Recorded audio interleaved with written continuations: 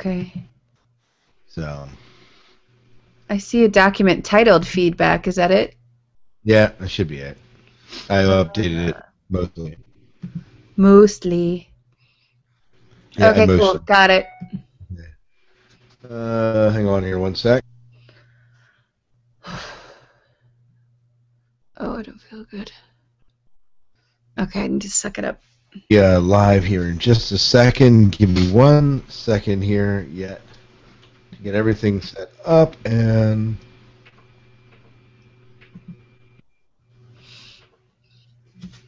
am I still go? Am I still go? Come on. Do your thing.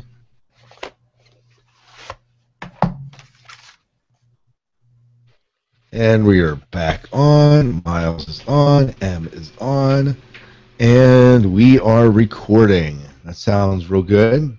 All right. You guys ready to go? Ready to rock and roll. Ready. Well, welcome back to the Sci-Fi Diner podcast. I'm Scott Herzog. Good evening. I'm Miles P. McLaughlin. Hi, I'm MCRO Garcia. And man, it's good to be back. It's been well over a month since we put out a live show. I know there's been some episodes in August, but they were all pre-recorded interviews we had done. It's good. It's good to be hanging out with you guys again. I feel the same way. It's been too long that we haven't recorded together. Yeah. It hasn't been long enough. I can't stand either of you. Yeah, that's all right. Go spend some time with your favorite friend, the Porcelain Idol. Come on. All right, can you not bring up the fact that I'm feeling pukey today? Well, the fans want me to. I don't they think don't want we need that broadcast. Yeah. David Moulton wants to know in the chat room whether he should start disagreeing with everything we're saying. Yes. Yes. Sure. Absolutely. Vehemently. I know how to block you, David. So, but no, August was an awful month for the podcast. Not because things were going terribly for the Sci-Fi Diner, but just because I was sick. I think right after short leave, I left short leave early because I was sick, and then here I came back, and the next time we were supposed to record, I was sick again. It was just bad. You had strep. I had strep. You got knocked down. Yeah, and then I got a sinus infection to boot. And you weren't. I don't think you were around that recording session, anyways. Em, you were like out in Cali somewhere. I was out in California, yeah. Yeah. Hanging out at Google, what? And at NASA. I was very jealous of all the pictures you were posting, Em. But. I can't tell you how amazing it was to be the Google campus, the Mountain View campus. It's like freaking Narnia. That place doesn't exist. It's amazing. Wow, that's great. Maybe if I walk through the Schiffer Robe, I can get there.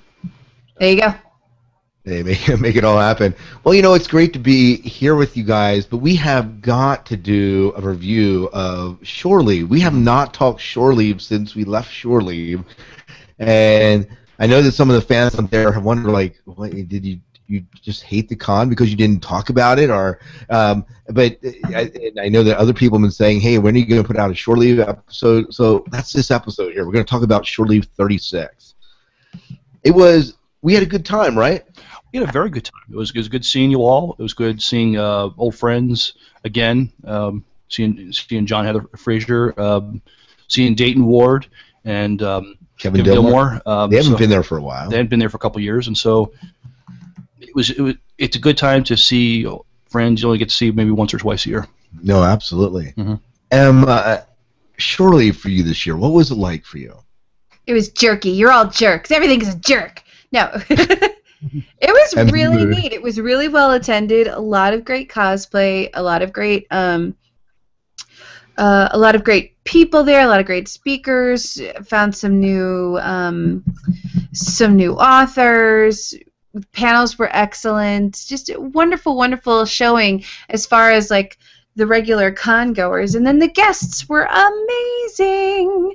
I mean, Eve Miles, MacGyver, those were the two I was in love with, and it was great. It was a really great list of people. They really knocked it out of the park. It was a blast.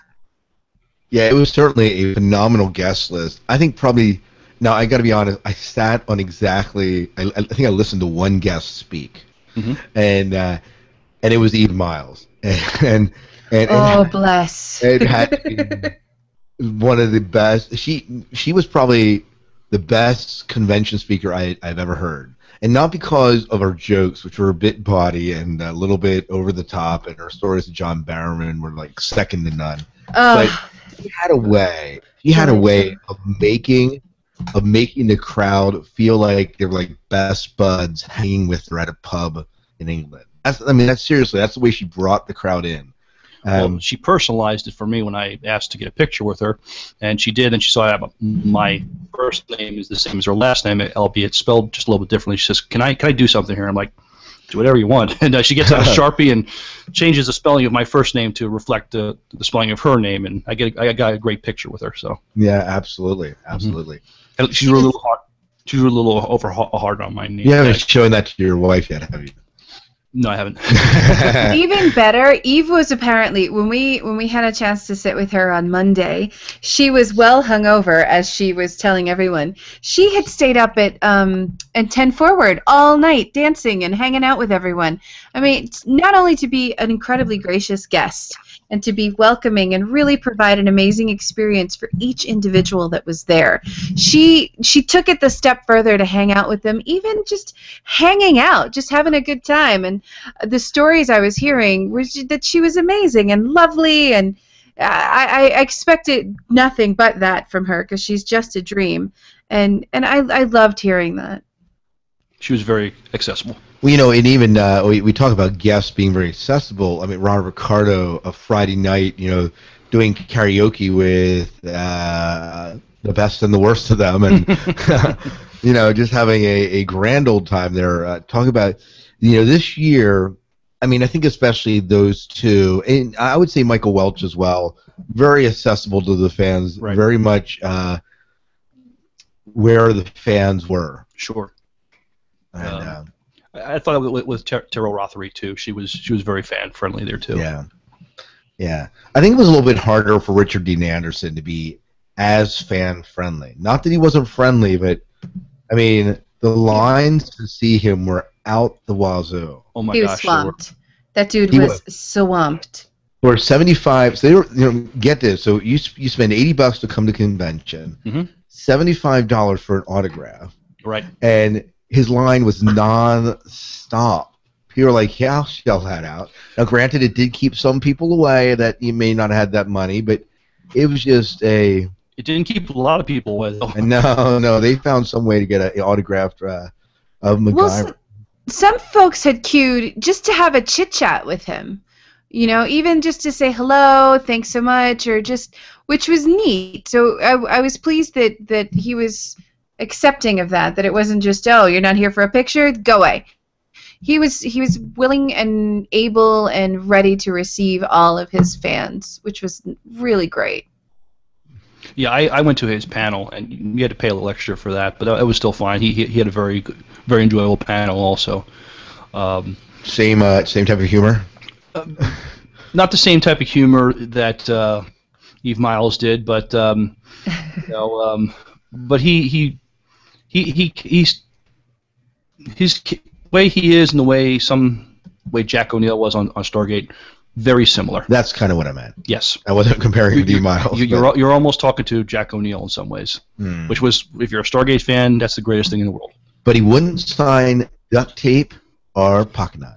No. So rolls of duct tape he wouldn't sign because they're too hard to sign, but he would sign a piece of duct tape. And he puts his whole name on there, so there's no way he can fit it on either item. So that's what his handler had explained. Yeah, well, it makes sense. Can you imagine trying to write in a teeny pocket knife for Richard Dean Anderson? You just aren't going to do it. Right. But and not to mention they probably don't want people walking around the convention with knives. Although there's plenty of them around. Right. They do sell knives there, but you think at a sci-fi convention, people will be a little more self-controlled, unless they're LARPing or something. But right. I only got to hear a few minutes of Leonard Nimoy's panel, but he was fantastic. I wish could have heard all of it, but for a few minutes I did hear of it. He was, and they Skyped him in. I mean, I think he is done doing any kind of heavy-duty traveling anymore because of his health problems. But I think I think with the nice thing with modern technology, they can Skype him in, and he had some really good interaction with the fans. Yeah, absolutely. You were going to say? I think my favorite thing about Leonard Nimoy is, again, he could have easily just said, meh, you know what, I'm canceling, keep the fee, whatever. He made a point to make sure that he was available and did Q&As, and at when I went to see him, this little boy walked up and said, my name is insert name here, and I've been a fan for my whole life, and I wanted to know, and then Leonard stops him and goes, wait a minute, your name is such, and you're how old? I think he was 10. I'm 10 years old. You've been watching Star Trek your whole life? Oh, yes. And the kid's in a uniform, and then he stands up there, and like he was incandescent.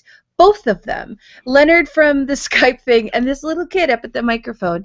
Just that he paused for a moment just to have, not just to answer a question, but just to have a moment.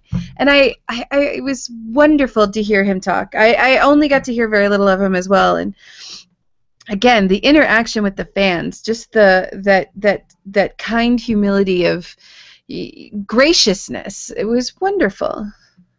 Yeah, he seemed to have fun. I mean, he was not phoning it in at all. He tried to personalize as much as possible, I thought. Yeah. And you know, I really felt that from, I think, 90% of the guests there. Mm-hmm. That same type of humility and just willing to be there for the guests and really laying it out and going above and beyond, I think, the Call of Duty that they're asked to do when they come to a con like this. Mm-hmm. Mm-hmm. I mean, we don't know what it costs. I mean, I'm not privy to the information. I know they actually, Sharon. We had a chat with Sharon from Farpoint, right? And she was sharing just a little bit about what it costs to bring in these B-level guests, and there's different varying fee structure depending on the guest. And then they're guaranteed a certain amount per autograph, and there's a certain amount of autographs, and they have to kind of fulfill all these contracts. And so it's interesting to see how much goes into that aspect of it. And I don't know what Shore Leave pays their guests, but it's just a interesting insight when you think of all the guests they bring and all the different hoops and conditions that have to be put on everything, and then to see them step outside the roles that the minimum requirements that they have to do at the con and go above and beyond that. That's just awesome. Oh yeah, it's lovely. I've seen that more than one time at Shore Leave. Go ahead, I'm sorry. Well, as far as I understand, there's an appearance fee, and then there's a guarantee. A lot of people will come because if you pay your fee to get into the con, that allows you. I think some of the guests it allowed you. Free autograph, like one free autograph per day, and that's like a set fee with some artists. Other artists negotiate it differently, like with Richard Dean Anderson, where it's I will show up, I would like my fee, I will be charging X, Y, and Z for A, B, and C, and it's because it's revenue for them. It's all developing revenue, especially if they haven't been on a show for a while. It's a great way to keep the show alive and put money in your pocket. Yeah, you know what? And the other thing is, I mean, you're right. They aren't working right now. You haven't seen Richard Dean Anderson do anything after Stargate. Every minute, I think some voiceover work on like some of the video games and stuff like that. He's done, and he lends his voice in those capacities, but he's not really acting per se. And so this is a way for them to make an income. And he's a fairly, I mean, having two starring roles in two different shows, this puts him pretty much on the map that he's a pretty big star if you can get him to come to a con. And I don't think he does a lot of cons anymore. I could be wrong about that, but I heard. Yeah, I'm not sure. I think. I mean, he's been at Dragon Con a few times. That's a big Stargate friendly con. Mm. Yeah, which was this weekend. Right. This past weekend, yeah. Yeah. Robert Cardo was fantastic. It was great seeing him again. Yeah. Em and I had a nice interview with him. He was another guy that was very fan friendly, and if you just want to go up to his table and just say hi and talk, he was totally down with that. And I just want to say we were able to, as the Sci-Fi Diner, you guys for the most part, because I was sick at home, we were able to land interviews with everyone, but of course Nimoy, and then with was it Simon Weir? Silas Mitchell Weir. Mitchell, okay. Isn't it Weir? Isn't the last name Weir? Am I wrong about Silas that? Weir Mitchell. There we go. I guess I have it wrong. Silas Weir Mitchell. Thank you. Sure. You know, I felt a little bit bad for Silas because there was miscommunication in bringing him to the con, and it was not Shore Leave's fault. It was a miscommunication, and so when he came with like no photographs for people to actually buy and sign, and so he didn't have a table. The only time he was out was when he was doing public signings for free. Mm. And so he wasn't out at his table any other times, like sell photographs and make money that way. And he just kind of did the bare minimum. And you know, we ran into him. We were sitting. And were you with me when he came across into the bar Friday night? Yes, he didn't look. He just looked really tired. Yeah, he looked tired from traveling, which you can understand that, right? He did not, and we talked to him the next day. He didn't remember meeting us. So, and then he was having a bad day on Sunday, and it just didn't. And it's probably less to do with Shore Leave and more just the way things were handled outside of the control of Shore Leave. But he had a pretty rough con. That's too bad. I mean, I don't know if. I mean, that'll probably put a bad taste in his mouth for Shore Leave. And yeah, will he come back? Probably not. Yeah. But. Well, I don't know if it was Shore Leave or just it might have been something in the background and some other things were going on too. I'm sure. Who knows what the future will bring? Yeah, absolutely. I mean, I know that from working with the people that we got to work with on Shore Leave, they were great, and they're volunteers. This isn't their job. Shore Leave is a fan-run con. It's not like a New York Comic Con or San Diego Comic Con or a PAX. It is fan-run, and it's a lot of work. And those guys really bust their what's to get it sorted and get it all running smoothly. I mean, from our point of view, it looked like it went off like a dream, but I'm sure behind the curtain, it was cuckoo. Well, and that happens, and we're grateful for people like we have to give a shout out to Ket. To Mike Schilling. That's an angel. These two people, I want to talk about them for a minute. Ket literally does all the guest relations. She might have some help, but she does all the guest relations. She lines up the guests. I'm not sure she lines them up, but she's the one that negotiates and interacts. And when we want interviews, she's the one emailing them, and we email Ket. And it just give you a little bit about how much that both Mike and Ket went to bat for us at Shore Leave. Is how we landed the Richard Dean Anderson interview. Can I share that story? Oh, I think it's awesome. So. Yeah. Yeah. So I'm sitting down chatting with Mike Schilling, right? I felt, and one of the things I just want to mention on the side, like Miles, you and I and Em, we've gotten to know Mike over the past 5 years of doing this podcast, and he's been on the podcast 4 or 5 times, and we met him a couple of times. But this Shore Leave was the first time I felt like I got a chance to sit down and hear what he was looking forward to, what he was really enjoying at Shore Leave. And a lot of it happened when I was waiting to meet with other people. Mm-hmm. So I was waiting to speak with Ket, and I didn't know where Ket was. She said to me, I guess it was Friday night. She said, "Tell you what, meet me after photo ops. I'll be down at such and such a table, and then I'll introduce you to Richard Dean Anderson." Well, she never showed up. They had meetings and other stuff, and so I'm sitting down talking to Mike, and he said, "What are you guys doing?" I said, "Well, I'm waiting for Ket." "Well, here, I'll call Ket." So he had her cell number, calls Ket, and Ket says to him, "Tell the SciFi Diner that I will meet them at the bottom of the escalator on the doors that go back into the kitchen or whatever it is." And so he takes us over there, and we're waiting down there. And Ket comes down the escalator, right?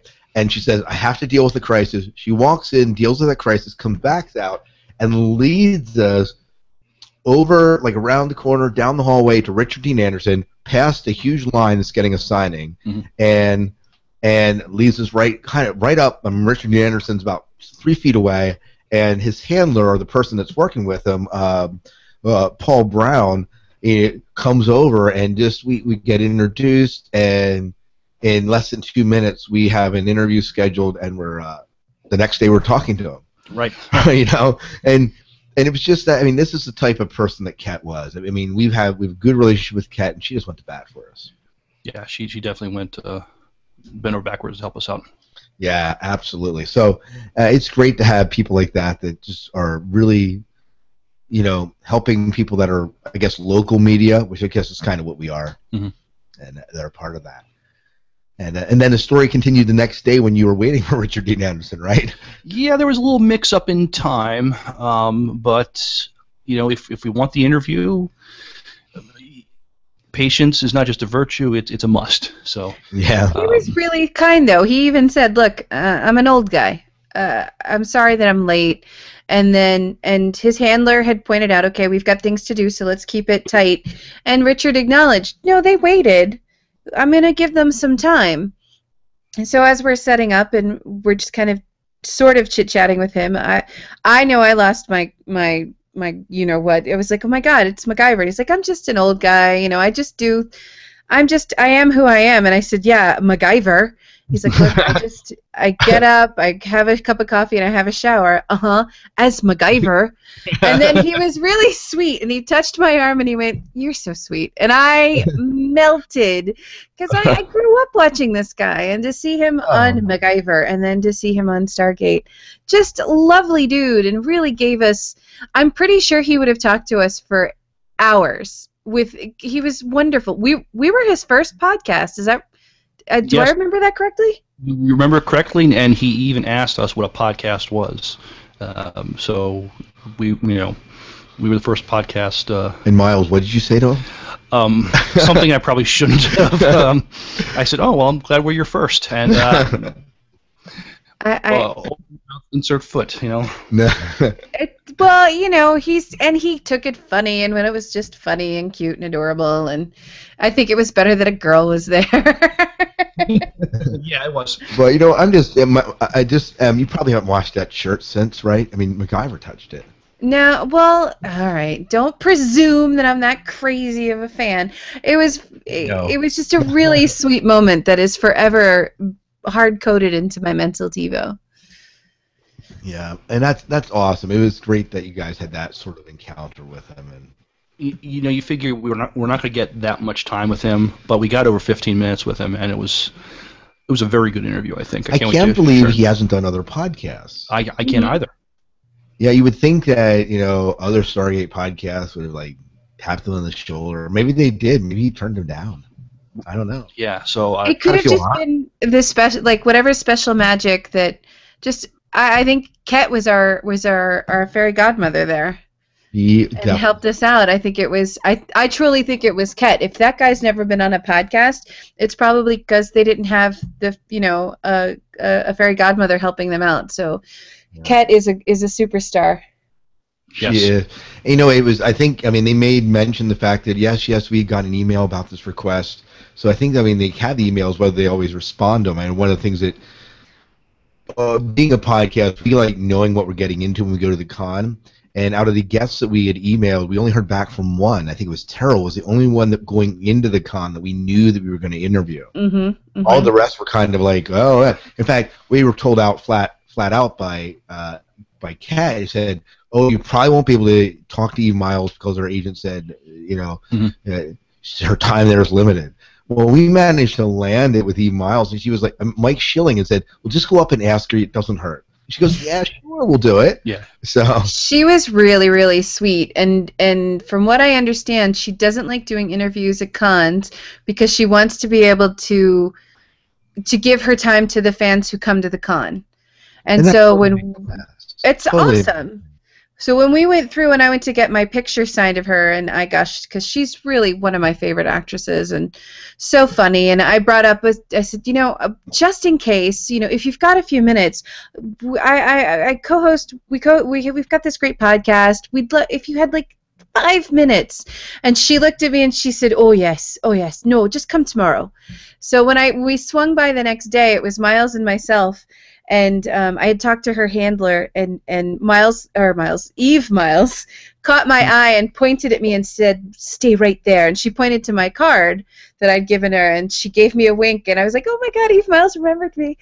But she was lovely. She was absolutely lovely, and I won super points with her because I called her the Wonder Woman of Wales, and her response was, "Oh, I like that," and she's just I could gush about her. She's 1,000% more than I thought she was. She's just such a genuine, sweet, fluffy person. And she was very playful. I mean, they had the mock-up of the TARDIS and a Dalek there, and yes. she had she got her picture taken in the TARDIS, and she mugged for the camera there, and she was there to have fun with everybody, and she did. In fact, they had a Dalek come roll into her session. Yes.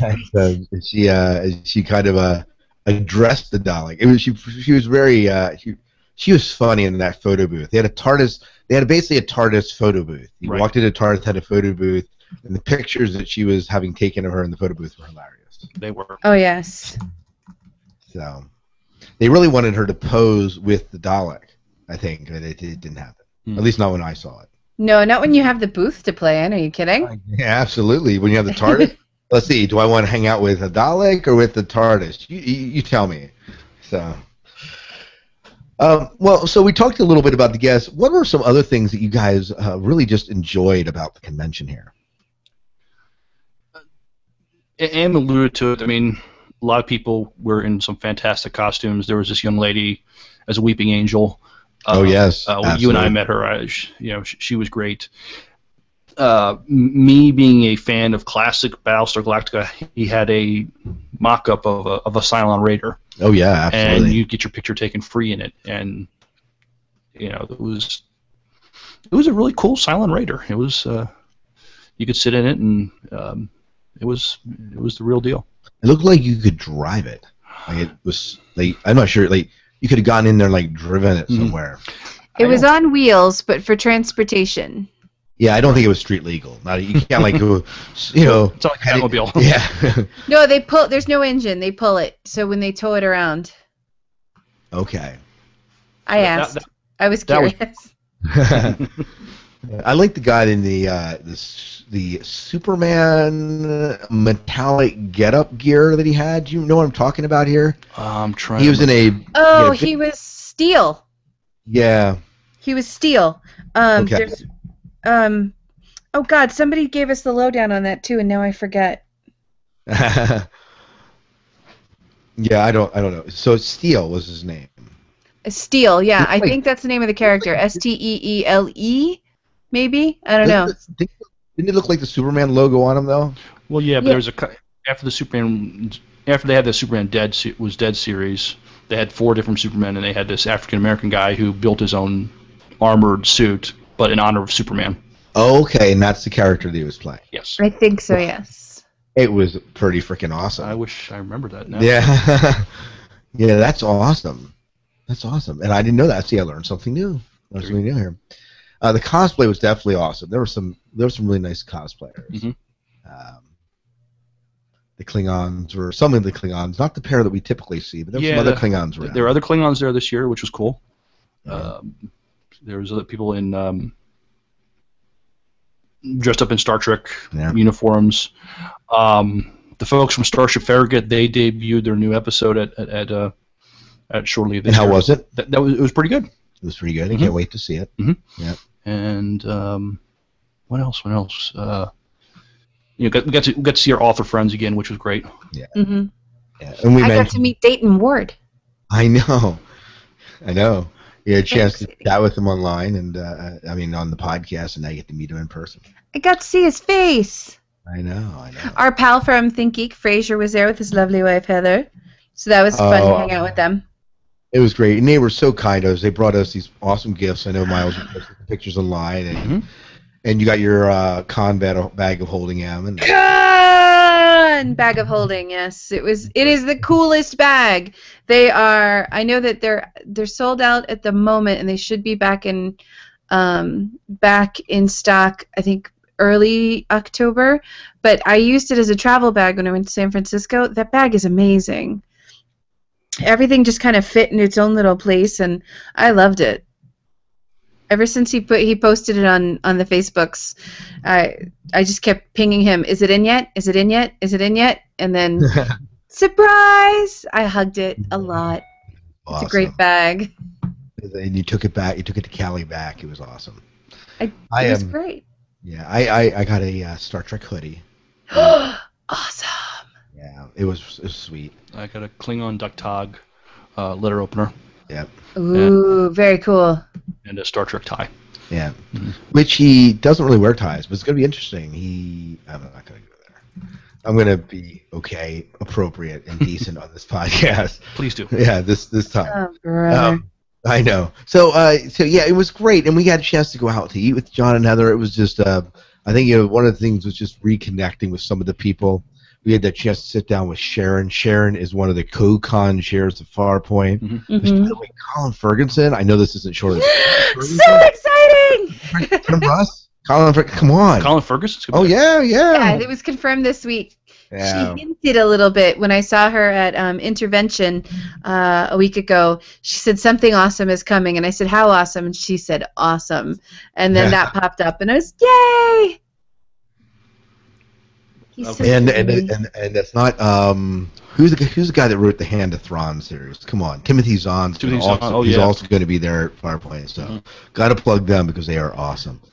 I'm glad I watched all of Eureka last year. So Yeah, there you go. You now can ask questions that I can't. I watched some episodes of Eureka. Mostly I own every episode there is to own, and I have one of the badges for the town of Eureka. I have a sheriff's badge that I found while I was the beginning of the year when we were at Farpoint. Oh, that's pretty awesome. Miles was with me when I found it, and I screamed with joy and bought it. I think he was with me. Were you with me? You were with me. I think I was with you when you got that. Yeah. So exciting. That is awesome. Well, is there anything else we have to plug about Shore Leave? I mean, we had a really good year at Shore Leave. It was The fun. hotel for next year is already sold out. That's what I'm going to plug about Shore Leave. Are you serious? I couldn't get a hotel room. Oh, I was man. really pissed. Well, I know they're remodeling, so maybe they're holding some rooms back, but already they're booked up for next year. That's very exciting, but there's a bunch of hotels nearby, so that's awesome. Embassy and- Suites across the street gives you free breakfast. Them. Yes, I stayed at the Marriott that was just behind the Embassy Suites. It's a nice property. It's more fun to stay on property, but if you can't, there's a lot of great places, and they're not that far away. It's really a blast. Right. Well, maybe we won't have the orange carpet next year. Who knows? That place, I don't think that venue has seen a makeover in at least 15 years. Yeah, it's been a while. At least, but it's a good venue, and I know that it's a fun place to have a con, and I hope they do realize that we're as fans. It's just as the con isn't the only thing that's important. It's the place. Even the Wi-Fi was a little bit better this year. I think they're really, now that Wyndham owns the property, they really want to provide an excellent space for the event. So I'm pleased about that. Awesome. So next year it's August 7th, 8th, and 9th. Yeah, I know. A Shore little bit Leave later. 37. That's a little bit later. It's not that first weekend, so they pushed it back one. So that's awesome.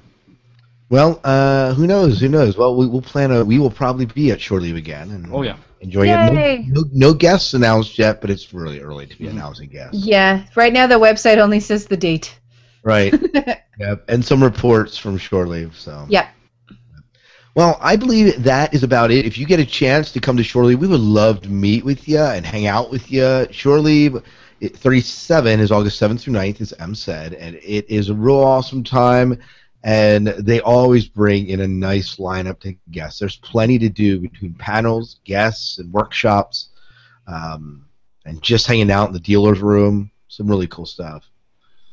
And just meeting other people who, it's in the collective of nerddom, the spectrum is wide and beautiful and fun, and it's really neat to walk into a place where for 48 to 72 hours you're among your people. You can make jokes and no one has to go, what does that mean? You don't have to, you can cosplay, you could dress up, you can dress down, you can be like a part of yourself that you love to be, but it's an environment where everybody is being who they are, and it's so comfortable and fun, and I love a con for that. It's great, especially fan-run cons like this. It's really nice. By the way, my wife Mhm. loved the necklace earrings I got her. Yay! Oh, yay! I'm so glad. We were at we found. I mean, there's so many.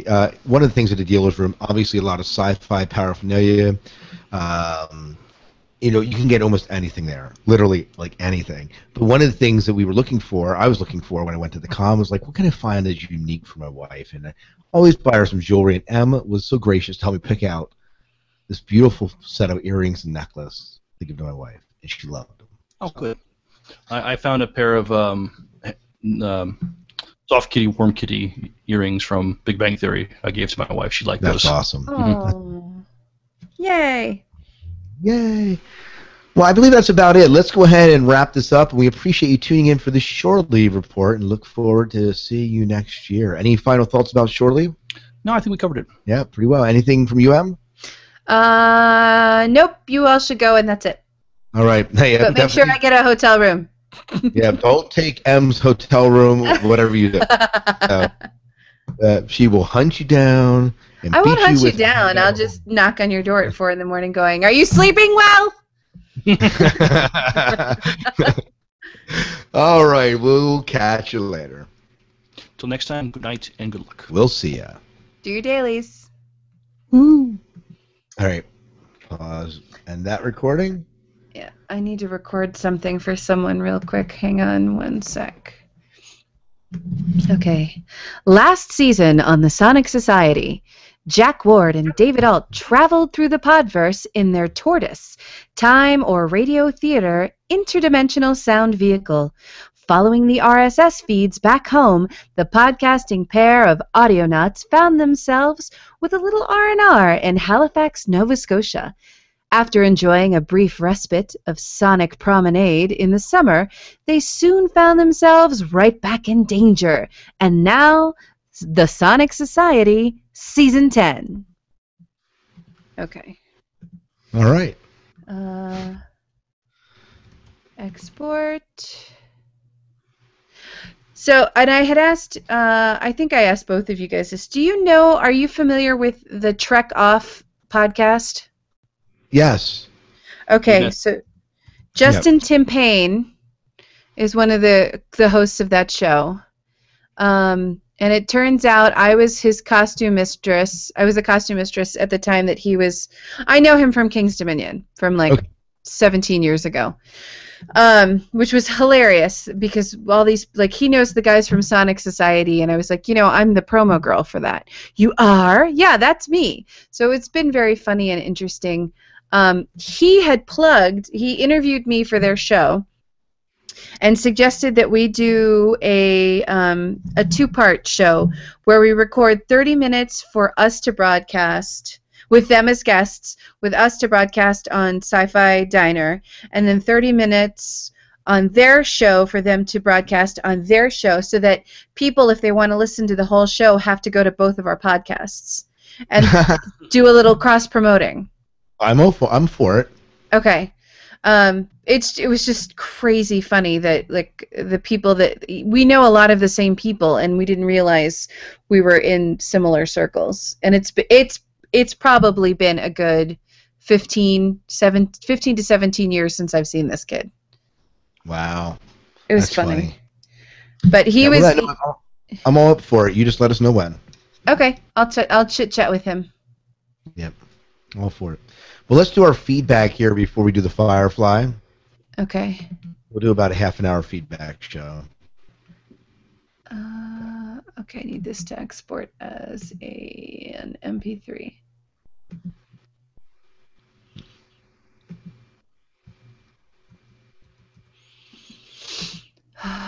MP3. We're about ready for the folks in the chat room. We're about ready to record our listener feedback show. So there are 3 of you hanging out there. So It wasn't. We didn't really advertise the live show too much. You can see Miles yawning. It's an absolutely beautiful sight. Just kidding. That's me in there. And actually, it's only showing you guys and me right now.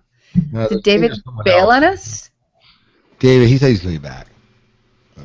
Oh, it's John. It's my buddy John. Oh, hey, hi, John. It's John Riley. Hey. Okay, you ready to record? Yeah, sure, why not? Yeah. Welcome to Sci-Fi Diner Conversations. This is a show where we talk about the things that you are talking about that you're interested in. We hear from listeners. And we're looking to have about a half an hour show tonight because we have Firefly in the brain. We're going to be talking about Firefly with Raul Barrett a little bit later on. And that's going to be absolutely awesome. I'm one of your hosts, Scott Herzog. And good evening, I'm Miles P. McLaughlin. Hi, I'm Ciro Garcia. Yeah, it's good to be here with you guys talking about what the listeners are talking about. Oh, yeah. Yeah, it's going to be awesome. So just a few notes before we get into it. We do have an app, and you can find it. It's called the ZogPod Collective. If you type that into iTunes or Android Store or Google Store, whatever, you will find it. It is free. You can download it, and a bunch of the episodes on that app are from the Sci-Fi Diner. It also promotes the Dune Saga podcast, the Podcasting Gear Show, which is kind of on a hiatus, and like a monthly show called Haiti in Focus. But mostly it's Sci-Fi Diner and Dune Saga podcast, and it's a good way to support the diner. You can call directly from the app. You don't need to remember any phone numbers, don't need to remember email or Twitter, whatever. It's all there. So it's really cool. You can also support us through Amazon, and there's links to any of the show notes if you go to the sci-fi diner podcast.com site. You just click on a link there, and if you buy something from Amazon, it'll support the diner a little bit. So we'd love to have you do that. It's like a little tip jar. It is. And we do have a tip jar if you just want to say, hey, I don't buy anything from Amazon, I just want a tip. There's a tip jar on the site as well, so you got it. But here's a tip. Get stuff so we can pay for things. That's right. Here's another tip. So what's going on, you guys? What's going on in your sci-fi world, guys? And let's start with you. What are you watching? What are you going to see? What are you reading? Tell us all about it. So, saw Guardians of the Galaxy. Awesome. Amazing. That's like I can only put it in one word, or this will be 3 hours long. I've just caught up on oh God, what is that show? Defiance. I just saw the season closer for that, and it was a good cliffhanger there at the end. I was really pleased. And I was a little shocked too. Some of the characters started going away, but I wasn't really expecting them. I saw the new Doctor Who, which is awesome, and just watched today. Professor Brian Cox, just did a really great show, which you can find on the Hulus, about the science of Doctor Who, and really discussing the physics of the possibility of Doctor Who. What else have I caught up on? I'm halfway through the first book of Game of Thrones. It's been like pulling teeth. And I've been catching up on a lot of the trailers for the shows to come. I just saw the extended trailer for Gotham, and a little 20-minute blurb on it, and it looks interesting. They've kind of that should be interesting. I'm looking forward to seeing that. Saw the one about the Flash, and I'm currently watching a show called Manhattan, which is like it's about the creation of the first atom bomb, the nuclear weapons used in World War II. And it's not sci-fi, but it's definitely science, but kind of a drama around the science. So that's where I am at the moment with my newly found large amounts of free time. Yeah. Miles, how about you? What are you watching? What are you reading? I am currently reading the Star Trek Seekers novel, the second one, Point of Divergence, written by our friends Dayton Ward and Kevin Dillmore. Of course. And enjoying that. Also read a Stargate novel not that long ago. It was actually premiered at Shore Leave about a month ago, so I enjoyed that. I started watching the new Doctor Who also. Without finishing the old Doctor Who, yes. That is correct. You need to go back. I Oh know. boy, talk about pulling teeth. Then with him, I enjoyed Defiance this past season. I thought they really did some interesting things with it. They took most of our people and put them in different situations. Either they had lost their place, where they were, and seeing them function, or try to find their way back. And it was it was a good story throughout the whole series, and so it ended good. We just have to wait another year for it to come back. Watch the season finale of Falling Skies. We dogged on it a lot last year, and I think rightfully so. However, they managed to really improve it a lot. I thought this has been a very good season, and from what I understand, they only have one more season to go. But it looks like they're in the direction where they're going to wrap things up, and so that's good. Maybe not technically sci-fi, but it is kind of the end of the world sort of thing. The Last Ship. Really enjoying that show. That wrapped up its last its season finale this past Sunday. Did they have a series finale or just season finale? It's a season finale. From what I understand, it's definitely going to be renewed. So that was really good too. So I'm looking forward to the new shows coming out. I thought I was not going to watch Gotham, but then I made the mistake of watching a trailer for it. I'm thinking this actually looks pretty good. I might have to at least watch the pilot. No, awesome. And for me, what I'm into, what I'm reading right now, I am currently in book 7 of the Wheel of Time series. Robert Jordan is a mixed bag. I love the characters, but there's times where it reads as kind of a slogfest, and I really am enjoying it. And I know that I hear that books like 7, 8, 9, 10, and 11 and 12 are kind of ponderous at times. So I am kind of moving forward with bated breath, but I'm still continuing the series and still enjoying the series, and like for the most part what they're doing with the characters. We're getting some new viewpoints from different characters in this one. I am watching Enterprise. Cool. Star Trek Enterprise. So I'm up to 12 episodes, and I am enjoying it. It's fun. It's a fun ride. Part of the reason I am watching I'm watching it now is because I'm injured and can't run outside, so I'm on the elliptical. So I actually have time to watch it. It's on the Netflix, so I just stream it. You get some good TV. Yeah, I get some good TV time into it. So I am watching Enterprise and enjoying it. Yeah, I don't have any other comments on it, except that I'm enjoying it. Well, So, it's kind of cool. We met Dominic Keating. I know. A few years ago. I know. I keep thinking about it every time I see him up there. Yeah. And we also met, We met John Billingsley, who plays Dr. Phlox. Yeah. Yeah, so that was kind of cool. Also watching the new Doctor Who, loving the new Doctor Who. Loved the first episode. The second episode maybe not quite as strong as the first in my opinion, but I enjoyed them both. Mm-hmm. I've not seen the second one yet. Yeah, well, it's a good episode, but I don't know. I've talked to a friend of mine that won't watch a new season because she feels like Moffat has ruined the Matt Smith in season 7. Oh, the one you stalled out on. But I said, look, it's Peter Capaldi, man. It's Peter Capaldi. I don't need to say it. It's Peter Capaldi. So I'm enjoying it. Go ahead. Oh, no, keep going. You were saying you're enjoying. No, I'm done with my tirade. So, I stalled on that season, and I powered through and watched it. And then when I saw the final episode of the season before the 50th anniversary one, all of it made some interesting sense, and even more so after the 50th anniversary. Like when all of that led up, and I truly believe that Moffat has taken some of the elements of just from that first episode with Capaldi, what Capaldi's brought to it.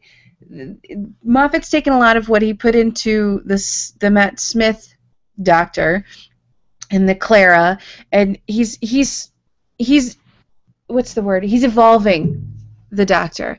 Now that the Doctor doesn't have to, he's obviously not limited by how many regenerations he can have now that he's, chosen to.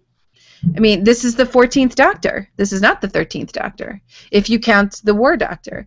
So it's Right. I've soldiered through, and when I watched them, and I prepared myself for the new episode 2 weeks ago, the launch episode of Peter Capaldi.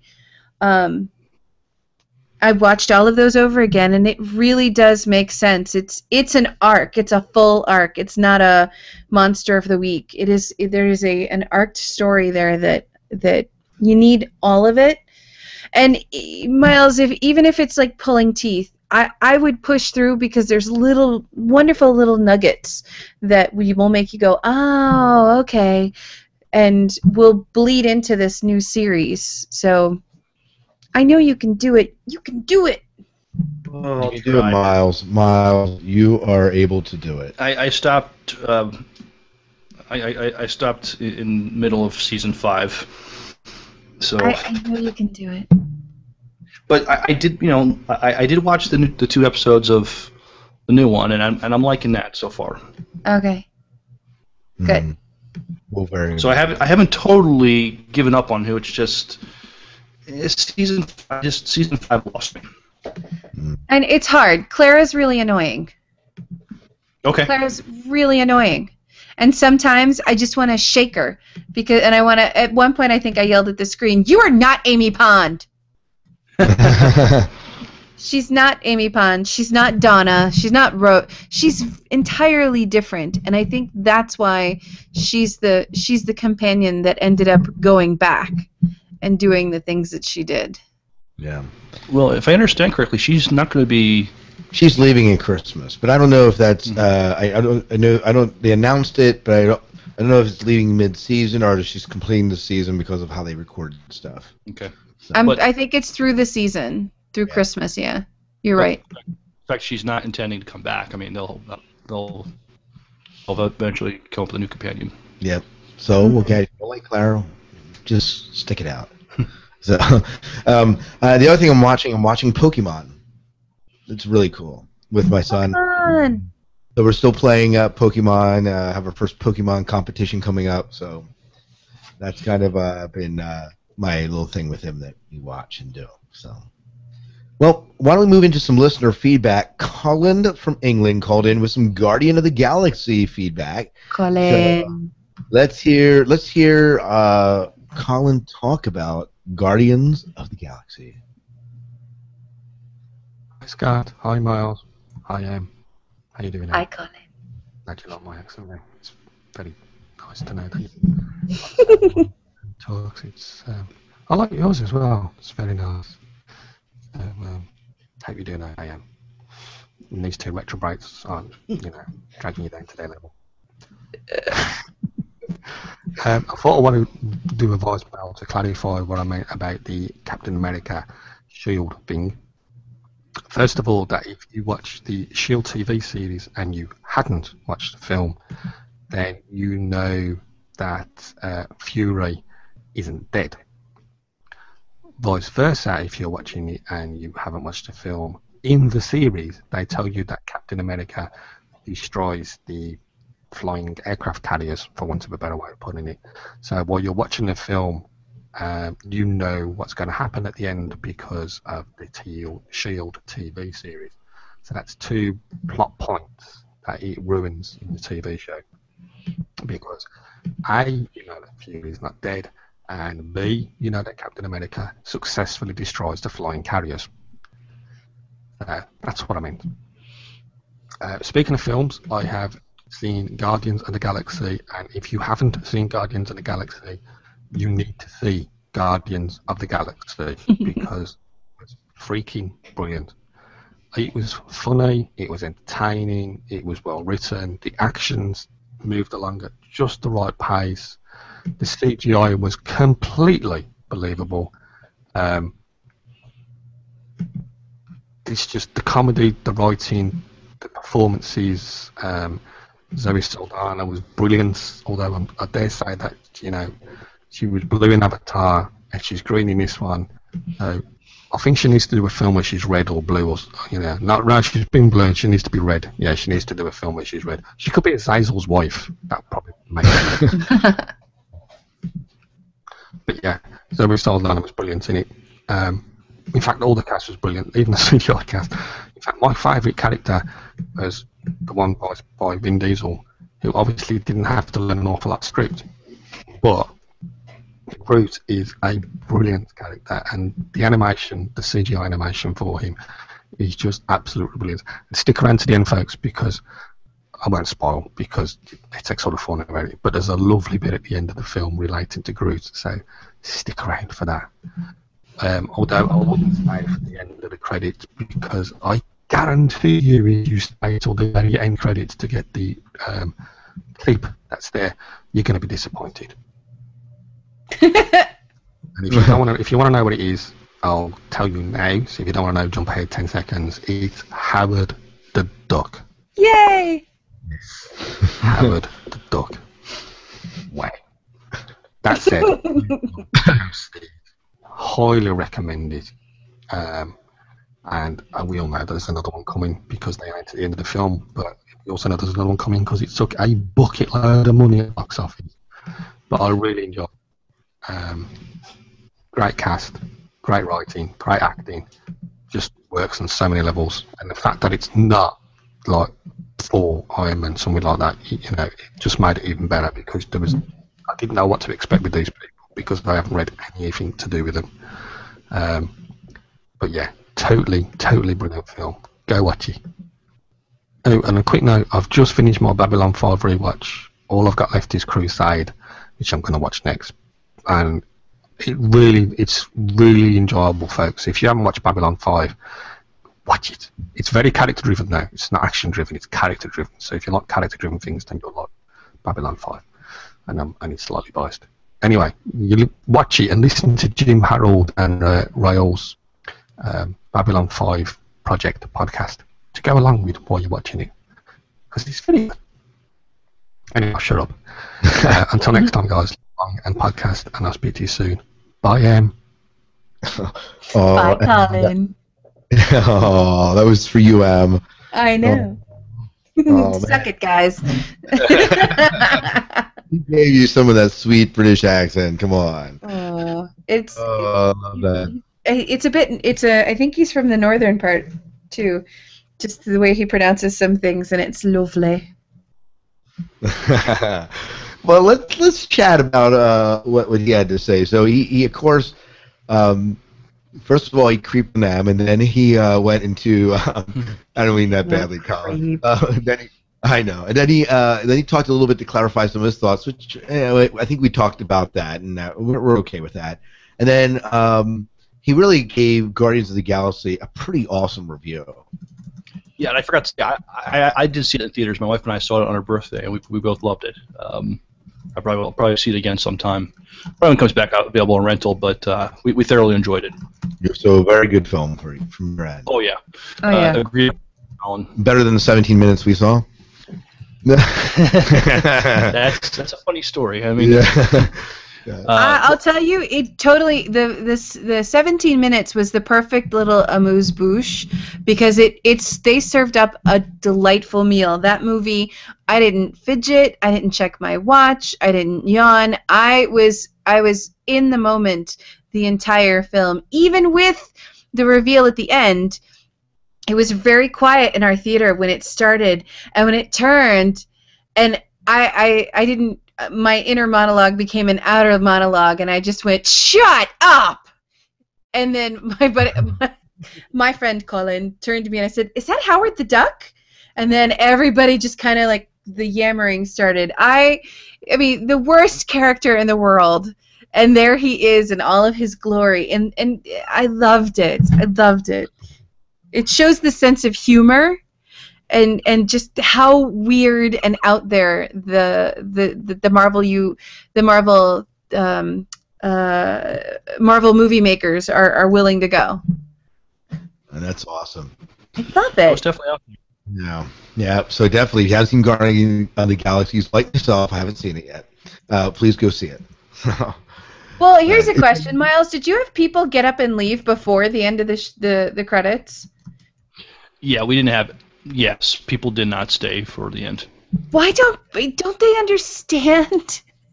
Don't they know you stay? You just people of the universe. I am addressing you now. If it's a Marvel movie, stay in your seat because there's more. That is all.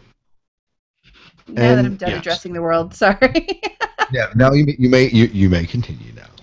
So, and it sounds like he's on board with the whole Babylon 5. He just rewatched the entire thing, and John in the chat room agreed with him, and said that M knows that, of course. And John's a huge Babylon 5 fan. It took a lot for me to watch the episodes I watched. But he has, for a non-fan, he has a really good breakdown of which episodes to watch to get the giant meta arc. He should post that on our website, or on our Facebook page. Yeah, feel free. If you have that list, you can post it, or maybe John can send us that list again, and we'll post it up there. Ooh, just an FYI, I just heard the biggest friggin' thunder. So if I go radio silent, it could be that power went out. Right. M's awfully quiet. Did I offend her this time? No, I'm just kidding. It's just a shocker if I'm not talking. So. Pun intended.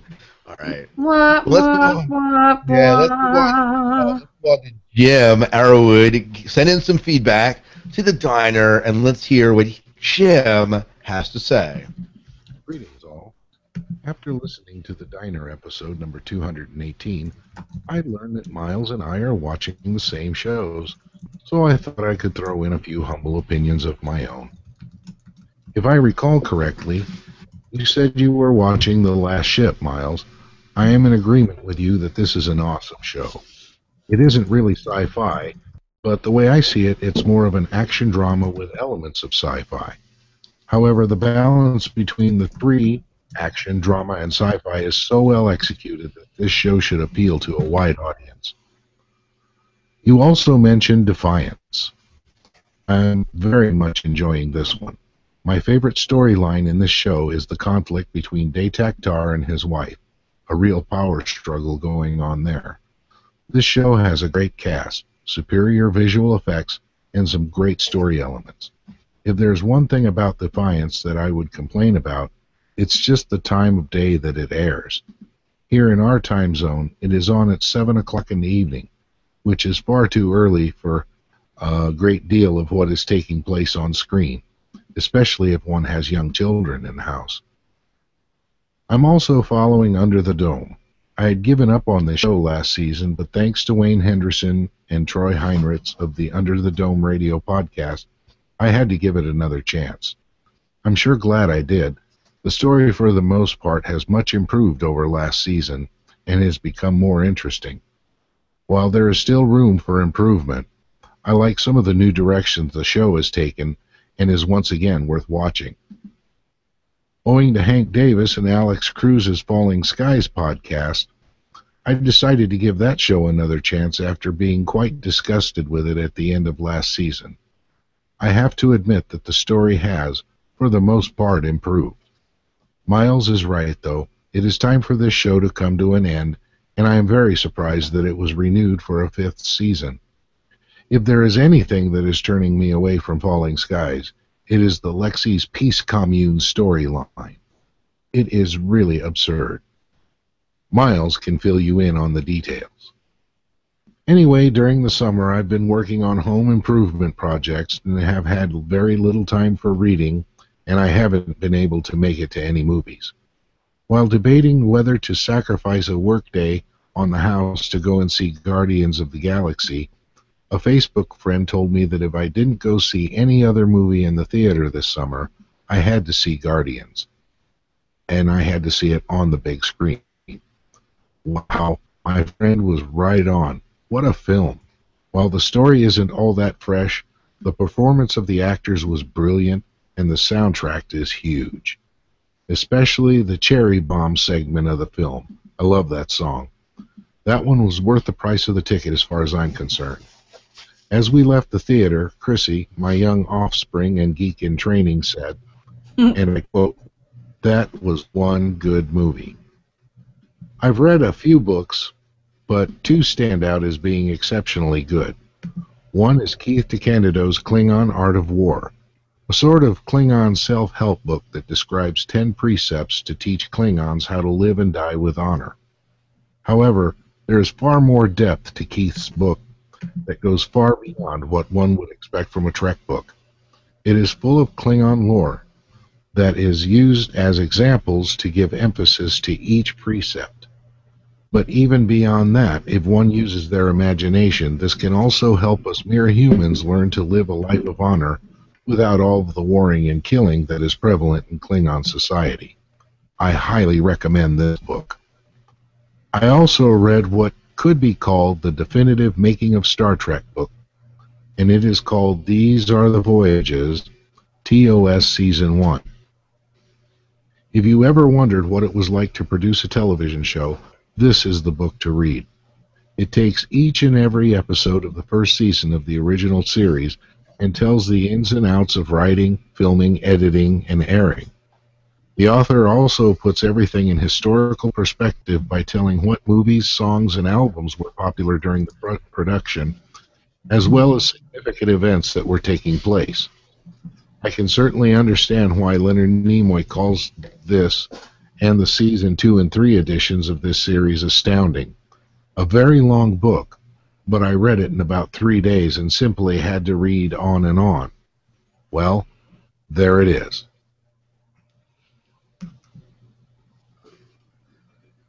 I guess that's it. No kapla. Okay. Oh, man. We always get a Oh, kapla man. from him. I know. Where's the kapla, man? Where's the kapla? Oh. He's out there playing his lute somewhere. Okay. We're good. You got to listen to the Dune Saga podcast to get that joke. But, Jim, it was great to hear from Jim again. I love It's hearing from always Jim. great to hear from Jim. He has a warm, radio-friendly voice, doesn't he? Absolutely. So anything that he said stick out to you? Miles, let's start with you. Yeah, I guess he and I are watching a lot of the same shows. I forgot to mention, Under the Dome, they had their season finale, I guess about 2 or 3 weeks ago, and a couple of the shows we dogged on last year, they must have heard us or something, because they've shifted gears. They've done a lot of different things to try to make them better. And Under the Dome was definitely better this year. Falling Skies was definitely better this year. And it's interesting that when he gets Defiance, 7 o'clock in the evening is definitely too early for that show. It's a little too mature for, so I rarely ever watch shows when they air. It's usually we've talked about this before, but we consume our TV a lot differently now. I usually DVR most of the stuff and just watch it when it's convenient. So that's not an issue for me. But yeah, it's we're liking the same stuff. Oh, very good. Anything stick out that he said? My thoughts about Defiance were similar. I like where a lot of things were going this season. There was a time jump from last season to this season, and I'm curious if they're going to do it again. And I had forgotten that he watches, because I was watching an episode where one of the characters just behaved really strangely and was craving to find someone else who's watching it to discuss it with. But maybe we'll just have to have a show of our own where all we talk about is Defiance. It's really gotten good. Oh, good.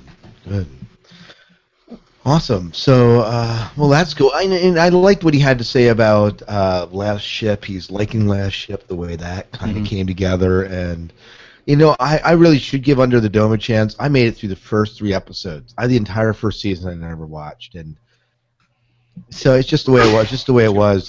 Time, my time's limited, and bless you.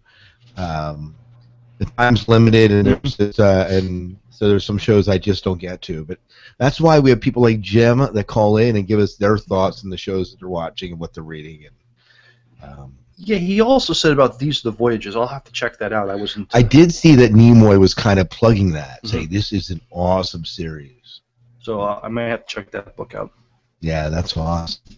Well, we have about 5 minutes here, and we have a couple of some feedback on some of the things that have come out. So we'll talk about the Defiant season finale and the Doctor Who season finale because they had the most comments on Facebook.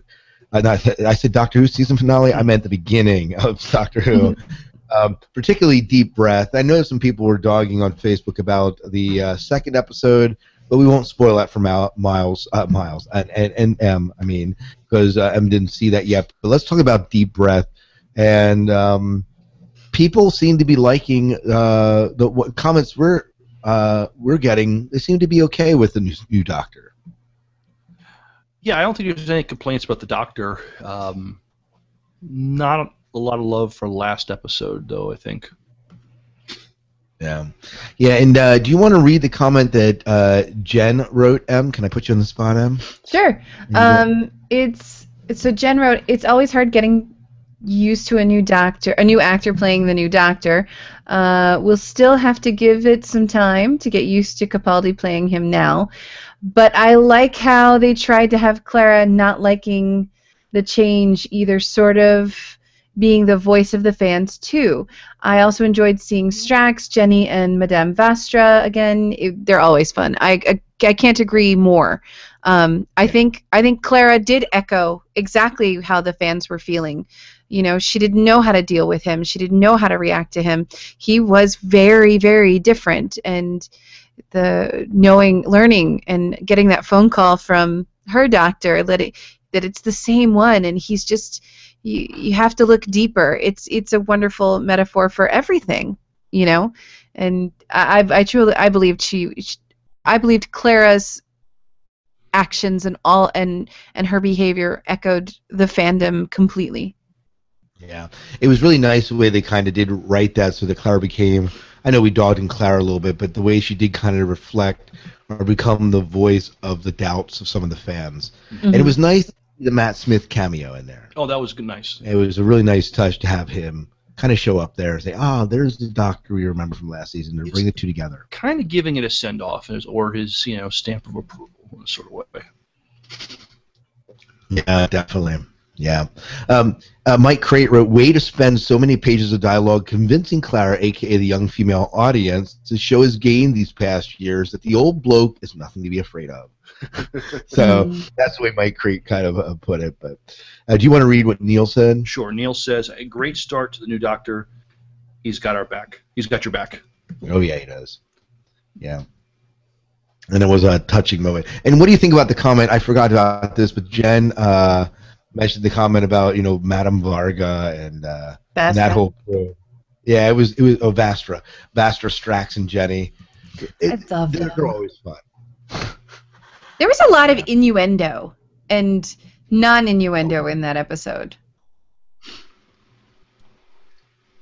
Is it just me, or there was a lot of, There was, and probably, I guess. There are I know a lot of families that watch this show and a lot of young kids that watch it, and I'm a bit torn. Like, the young kids today might be catching some of that innuendo, and is that something you want to see in Doctor Who? I mean, Doctor Who has always been. I mean, okay, Torchwood, innuendo all over the place, but Doctor Who's always been fairly clean of that. So a little bit of a difference there, I thought.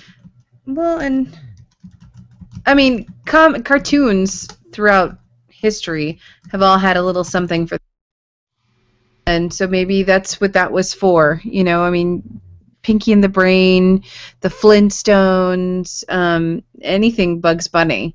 There was always something a little bit more grown-up-y, not salaciously, but just grown-up-y enough that it added to... it made it so that adults wanted to watch it too, but this kind of went over the line a little. Yeah, so I guess a question we're putting out to you, the listeners, did Doctor Who in its opening premiere, Deep Breath, did he go a little bit too far with the innuendo compared to what it had done in the past? Weigh in, let us know your thoughts. Not that it was too much for you, but just was it too much in general for maybe the audience that tends to watch Doctor Who? Let's wow, we're running out of time here. I tell you what, we have some comments on the season finale, and there's Under the Dome finale that happened and many other things we did not talk about and give it due process tonight, but we're kind of out of time here. And but we would love to hear your thoughts. Can you tell the fine listeners of the Sci-Fi Diner how they can get a hold of us? What are some ways they can do that? I don't know. Oh. Yeah. So you can find us on the interwebs at sci-fi-diner-podcast.com. You can find us on the Facebooks. Just type in Sci-Fi Diner Podcast, and there we are. You can find the three of us on the Twitters. We've all got our Twitter handles, and good Lord, where aren't we? We're kind of all over the place, which is kind of cool. You can find us on iTunes. You can find us on Stitcher. There, you can find us on the YouTubes. We have a fan who translates us into the YouTubes as well. And you can email us at sci-fi-dinerpodcast@gmail.com. And our phone number has changed a while ago, but forgive me, I keep forgetting it. Yeah, and I forget it too. I will post it in the show notes because I don't have it here in front of me. It's like some chat. But if you download the Zogpod Collective app, you can just call directly from there and it'll get to us. So you can do it that way. Cool. But you can always send an MP3. I think Jim and Colin both just send MP3s in and attach to an email, and that works just as fine. So we're all good with that. Well, that is it. We've got to wrap up the show. So, Miles, why don't you take us out of here? All right. Till next time, good night and good luck. We will see ya. Do your dailies. And boom. All right. So, folks in the chat room, we have a few people in the chat room now. Jen has joined us, and John's there, and we're there, of course. I would like to take a 5-minute break. So we're going to step away for 5 minutes. Yeah. And come back, and because and we're going to be talking about Firefly in just a little bit with Raul Ibarra. Is that okay, Em? Yeah, my stomach's a little funny, so I may or may not be there. I will do my best. All right. Well, so we get started, and you can just jump in if you aren't back. Sure. All right. Good work. All right. Microphone. Yes, please, and thank you. Bye.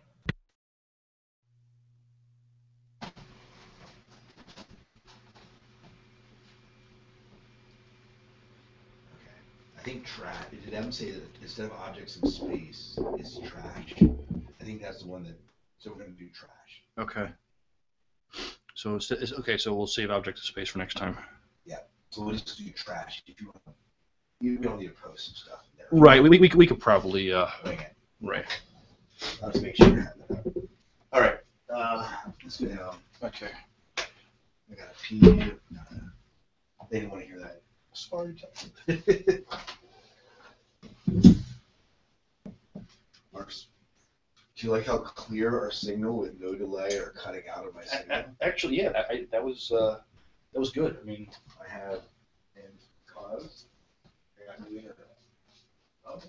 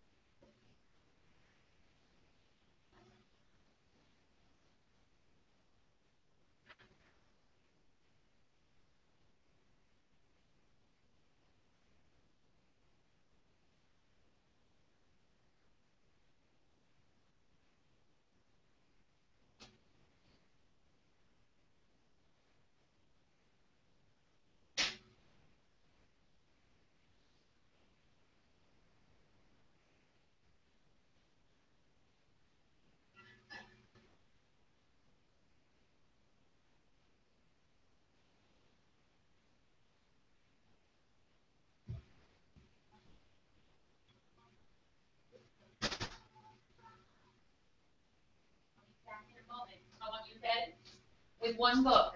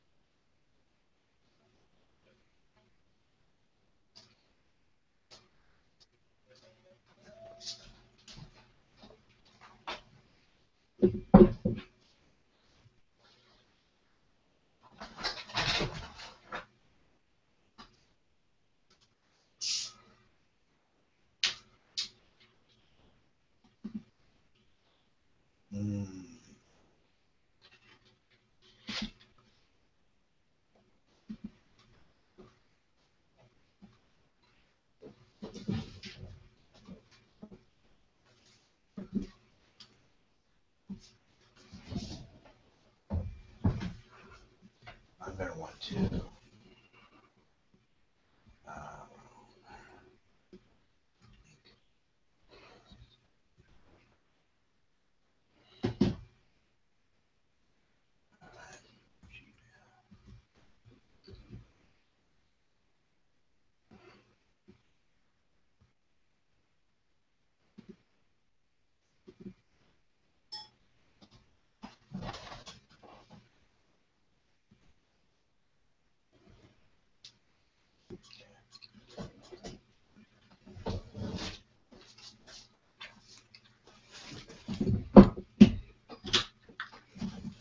Hey, Ro. Ro. Can you hear me, Ro? Apparently not. Hello, Ro.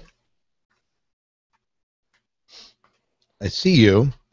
I do not hear your voice. That's because it had my microphone muted. Can you hear me now? There you go. It's good to see you, Ro. And how's my level? Your level is absolutely beautiful.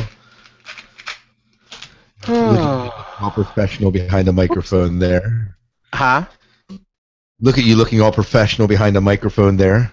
Hey, Miles. Yeah, actually, you've never seen my rig, have you? Oh, there we go. That's at least part of it, and then the mic over on the side is the one I'm used for my wife. That's awesome. Does your wife? I know you do recording. Does your wife do any podcasting with you? Why am I hearing myself playing back? I don't. I honestly don't know. people haven't ever talked about that before. I don't think Em hears herself back. Scott? She's not. Yes. Scott? Yes. I'm hearing our conversation playback. Did you just do a test recording and playback of it? No, you don't have the chat room open on the Sci-Fi Diner site, do you? No, but I do have Hangouts open on. Yeah, shut the Hangouts There. down. Hangouts that shut. I just stopped it. Yeah, I'm sure that was. I've had that happen before, where it just automatically starts playing. I'm like, wait a minute. No, you are right. You are right about the episodes we're doing tonight. We shared Objects in Space, but it's supposed to be trash. So. Yep. Should I tell Martin it might be? Yeah, I would tell him. Tell him. Did you say 9:45? Yeah. Tell him 9:45. So. All right. Okay. Let me get my act together here. So, the order of this: aerial, war stories, and then trash is what we should be talking about. And I hear. I thought I heard Anthony going, "Ah," which means our dog just got himself in trouble. Second here. Oh my. Oh, this is totally awesome. I haven't been in Google Hangouts before. Oh well, good. Well, we've begun to I mean we did everything in Skype, but the fact that we can have a chat room and be streaming it live and have some interaction, we began to go this way. And we don't always run the chat room, but we do have the chat room running tonight. We had a few people in it, but it was kind of Now, where is the chat room? Sci-Fi Diner Podcast.com. Okay, yeah, I went to the web page. For some reason, it wouldn't let me log in. I don't know why it didn't let you log in. It fought back. It probably has to do with the level of security I got wrapped around my computer. Oh, yeah. Yeah. Now, No, I do have one other question for you. Is there any need? I do have my recording software open. Is there any need for me to make a direct wave recording or direct MP3 recording at my end? You know, not from not as far as I'm concerned, but you may if you want to do it every once in a while. It has come in handy. So yeah, it's not going to affect my recording or my ability to transmit to you. And the only reason why I might is I've got my compressor engaged, and I don't know what kind of post processing you do. But I know with Wayne, sometimes when I would do my fringe goodies, that I would sometimes have some real pumping issues. Hey, by the way, before we start, how far are you in Babylon 5? You just released what, 7? Episode 7? Yeah. Yeah, so I think I got to episode 9, so I'm a few ahead of you. So I didn't. Go ahead. No, go ahead. I was gonna say when we hit the season finale for season 1, we ought to have you hang out, get caught up, keep up. We ought to have you join us for that. I'd be willing to do that. It would give me the motivation and push to continue to do the season finale. So. And like Jim, I've got my Earl Grey. There you are. No, mine is Twinnings. Mine is Twinnings rather than Bigelow. Yeah. All right. Well, let's. Em will be joining us. She is not feeling real well right now, so we had her in for a couple of 2 different short episodes we did prior to recording, having you on tonight. She will jump on and jump back in. She's still in the feed, but you may not hear her right away. She might just jump on a little bit later on. Okay. So yeah, your levels are fine. We're going to go ahead and we'll do it in aerial, world stories, and trash is what we'll do it in. And that's kind of the order. And we'll go from there. Yippee-yi-yo-ki-yay. Yeah, bring it on. All right, let me start the From my recording. all-time favorite Christmas movie. Oh my. Let me. We have Objects in Space left after this one, and it's what other two? Is it Heart of Gold? Heart of Gold, The the Message. Magnificent Seven remake, and you notice there was only 7 of the crew that were there for that. Yeah. And I forgot the one between Heart of Gold and Objects in Space. I can't remember the title off the top of my head. Message. The Message, I think. The Message. Yeah. All right. Now let me back up here. Let me get to the one that I want to talk about. We were talking about trash here, and all right. Okay. So you guys ready to go? I'm ready to go. Hey. I am. You made it. I made it. Yeah. Well, I know you're not feeling well. If you do need to step out at any point, I'll ping you and let you know if I stepped away. I okay. have crackers and tea, so we'll see how that holds up. All right. So, Em, you were right. Actually, we'll be doing aerial war stories and trash, I believe, which is what was on the disc, and I was just a little bit confused what we had posted about. So. Okay, so all right. So if I look at my DVDs, so trash, shindig, and safe. Is that what we're doing next? No. No. That was way back. Yeah, that's way back. Because we went out of order. So that's... We did, but Firefly. It's gonna be aerial war stories and trash we're doing tonight. Okay. And then it's Objects in Space, Message, and Heart of Gold. Heart of Gold. Those are the last 3 episodes. Aerial war stories and trash. Okay, so do we have notes on those, or are we just gonna wing it? No, they were. 2 of them have some sense of notes that you are actually in on the Firefly discussion of aerial, Yes. and then war stories, and then we're winging trash. Apparently, Okay. we're winging trash around the Sci-Fi Diner podcast. While we're talking about the other 2, I can try and dig up some info on trash. Oh, that's fine. Sounds good. Oh, if one thing, if you go to the firefly.wikia.com, they do have a pretty good synopsis. That's exactly where I'm going. Yeah, they have the. Who beat me? They have the Mandarin translations, most of which are not usable in a public in a public podcast, and there's usually a few trivia notes in there as well. I know Nathan Fillion said some of the stuff he would say sounded like Chinese, but then the translator on set would be like, "No, those aren't even words. Those aren't even words." I'm gonna have to get my wife the Blu-rays for Christmas. Yeah, she's another Firefly freak. Awesome. Don't call them freaks. Call them I'm as much of one as anyone. Okay. Right. Well, just recently, I had a friend of mine, an acquaintance of mine had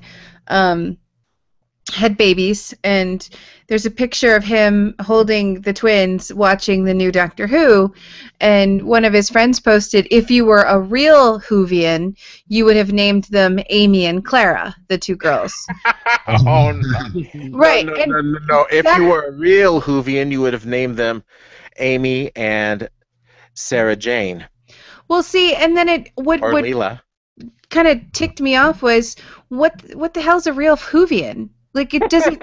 There's so many different fandoms, and there's so many different. It's a rainbow of different kinds of fans, and how big of a fan and how little. Like, it doesn't matter. There isn't a litmus test for how Whovian are you. I mean, to be blunt, fuck that shit, because that's.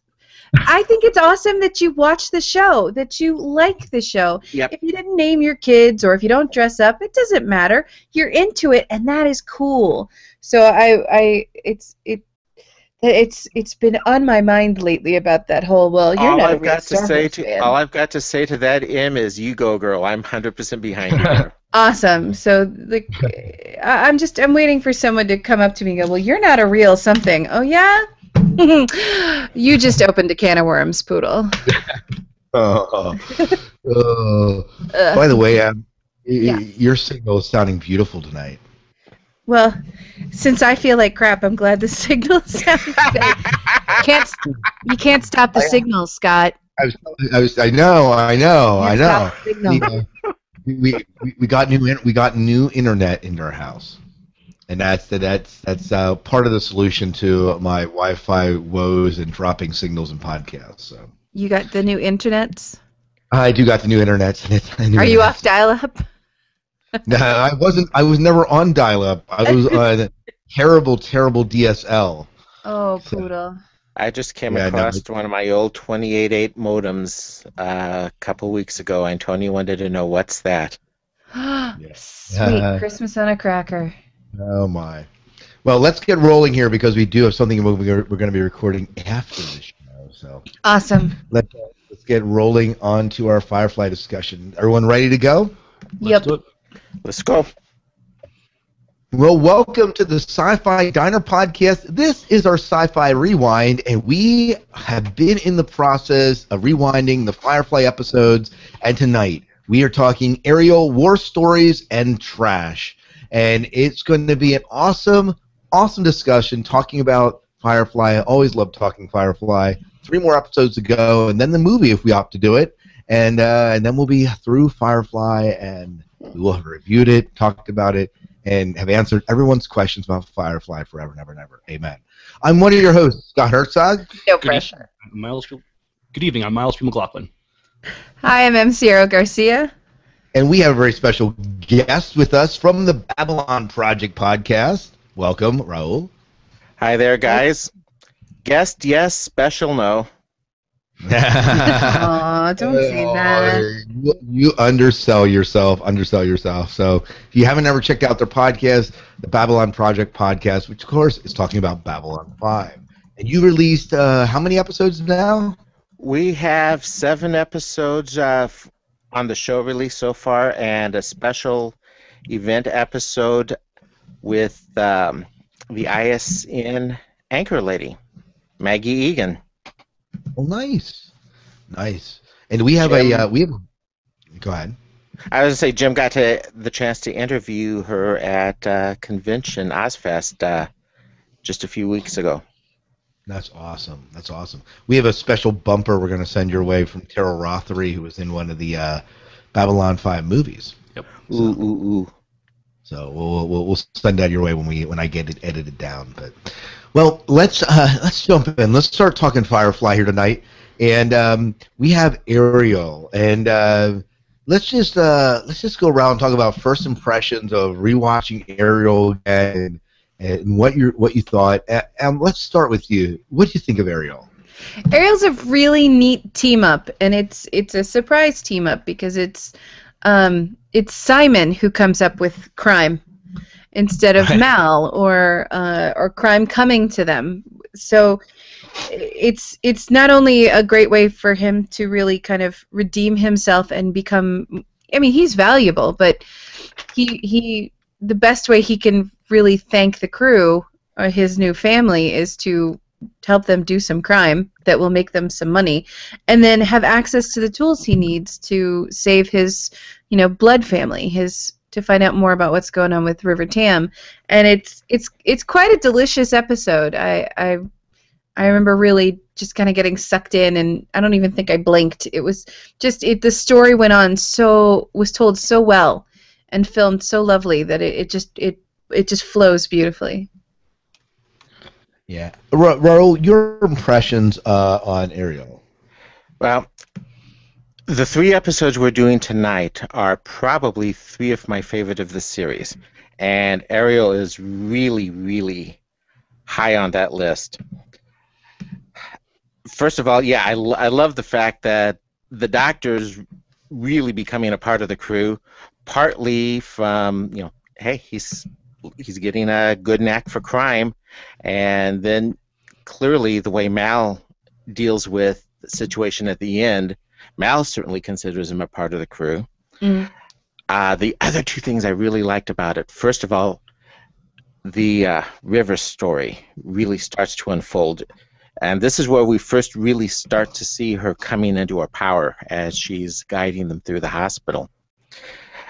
It's something that just builds from here to the end of the series and ultimately culminates at the Serenity movie. So we really see just a beautiful job with River. And the other thing I really loved about this episode, this is the closest look and the most in-depth interaction we're going to get with the core worlds. And it is just absolutely great. It's like the core worlds are as technologically advanced as the rim worlds are primitive. So you really get such a beautiful, beautiful contrast between the two. Yeah. No, absolutely. Miles, how about you? Tell me about Ariel for you. This episode has a lot of rewatchability for a lot of reasons. Em and Raul has stated. There's so much into it. You get to see the band team up and work on a heist here, and it's a heist for pharmaceuticals. But pharmaceuticals are big money on the rim and on the outer worlds. We also get more. We kind of knew this, but we really see it in action. We get to see who Jane really is, and we still love Jane at the end, but we probably would not trust him to save save our lives. We would, we just. We'll talk about that more about that, and we get to see more how just how dark and the alliance is with they're doing with what they have done with River. Now we should rewind it back and just see how damaged River is when she takes that knife and she does what she thinks is an improvement of Jane's shirt. Right. She looks better in red, So. A lot of good stuff in this episode. Yeah, well, and I think that you said it so well. There's a rewatchability to this episode that this. If you were to ask me to rank Firefly episodes, especially these three, this has to be one of my favorite episodes for the rewatchability. And the whole, like, when you were saying, like, yeah, you wouldn't trust Jane, it made me think of, we ask ourselves, we have different poll questions we ask ourselves on the Dune Saga podcast, like, which one of the Serenity crew would you want to be watching your back, Miles? If you had to have one of them to watch your back, who would it be? Honest, if it's not Jane, who would it be? Well, it's definitely Jane would be the last on the list. This may, I don't know if this is going to sound sort of cliche, but I think if Malcolm Reynolds was watching my back, I wouldn't have anything to be afraid of. Yeah. How about you, Em? Who would you want watching your back? Zoe. Zoe. Right to it. Zoe is to me, Zoe is an amalgam of all the things I like about everybody else in the cast. If Zoe was not available, it would be Shepherd Book. Yeah. How about you, Raul? Well, it's a two-way tie. Mal, first of all, especially because if he's watching my back, because if he had a beef with me, it'd be to my face. The way he defended River and Simon, both at the beginning of the episode and at the end. Even when he had a legitimate beef with them, he defended them because they're his crew. Absolutely trust that. The second person, it would absolutely have to be River Tam. No power in the verse can stop her, and she can kill you with her brain. There's still that one scene from the movie Serenity when she takes on the Reavers, and they lift the door, and it's just a pile of Reavers and her standing there. And just the that axe iconic. ripping. Yeah. I'm just afraid she might think I look good in red too. So I don't know. No, she knows what Jane's been up to. Mm-hmm. I have no doubt about that. But it seemed a little arbitrary that you would just I mean, he's not expressed his pleasure with her being on the ship, but just I'll just take this sharp knife and slash him across the chest. You know? Right. But Well, we that's find why out they why. that's why they go to the hospital. Yeah, I think that's why they go to the hospital, try to help her get well. Yeah, definitely, definitely. I think if I were to choose one, it would have to be Shepherd Book. Firefly as a series did not have enough time to develop his character, but the little that we get, he's a man that has connections that can get you out of jams. Right. And I mean, he was Mal's advisor. Who he'd be better? the one I'd want watch. I agree with what Raul said about Mal. That Mal probably comes in close second for me. You know, he's the one that if I'm a part of his crew, you know, he's with me to the bitter end. Mm-hmm. You know, he's not going to be turning on me, or he's not going to be letting me there by myself. He's going to be there, dedicated, despite of whether he agrees with me or not. And so I like that. Can I ask you a question, Scott? You can ask me anything you want. Or anyone. Has anyone read the comics? Because you were talking about filling in Shepherd Book's story. I haven't read them, but I know the comics do that to a large degree in the Yes, background. they do. Yes, they do. You get a lot more about Shepherd Book in the comic books. Can you still find them?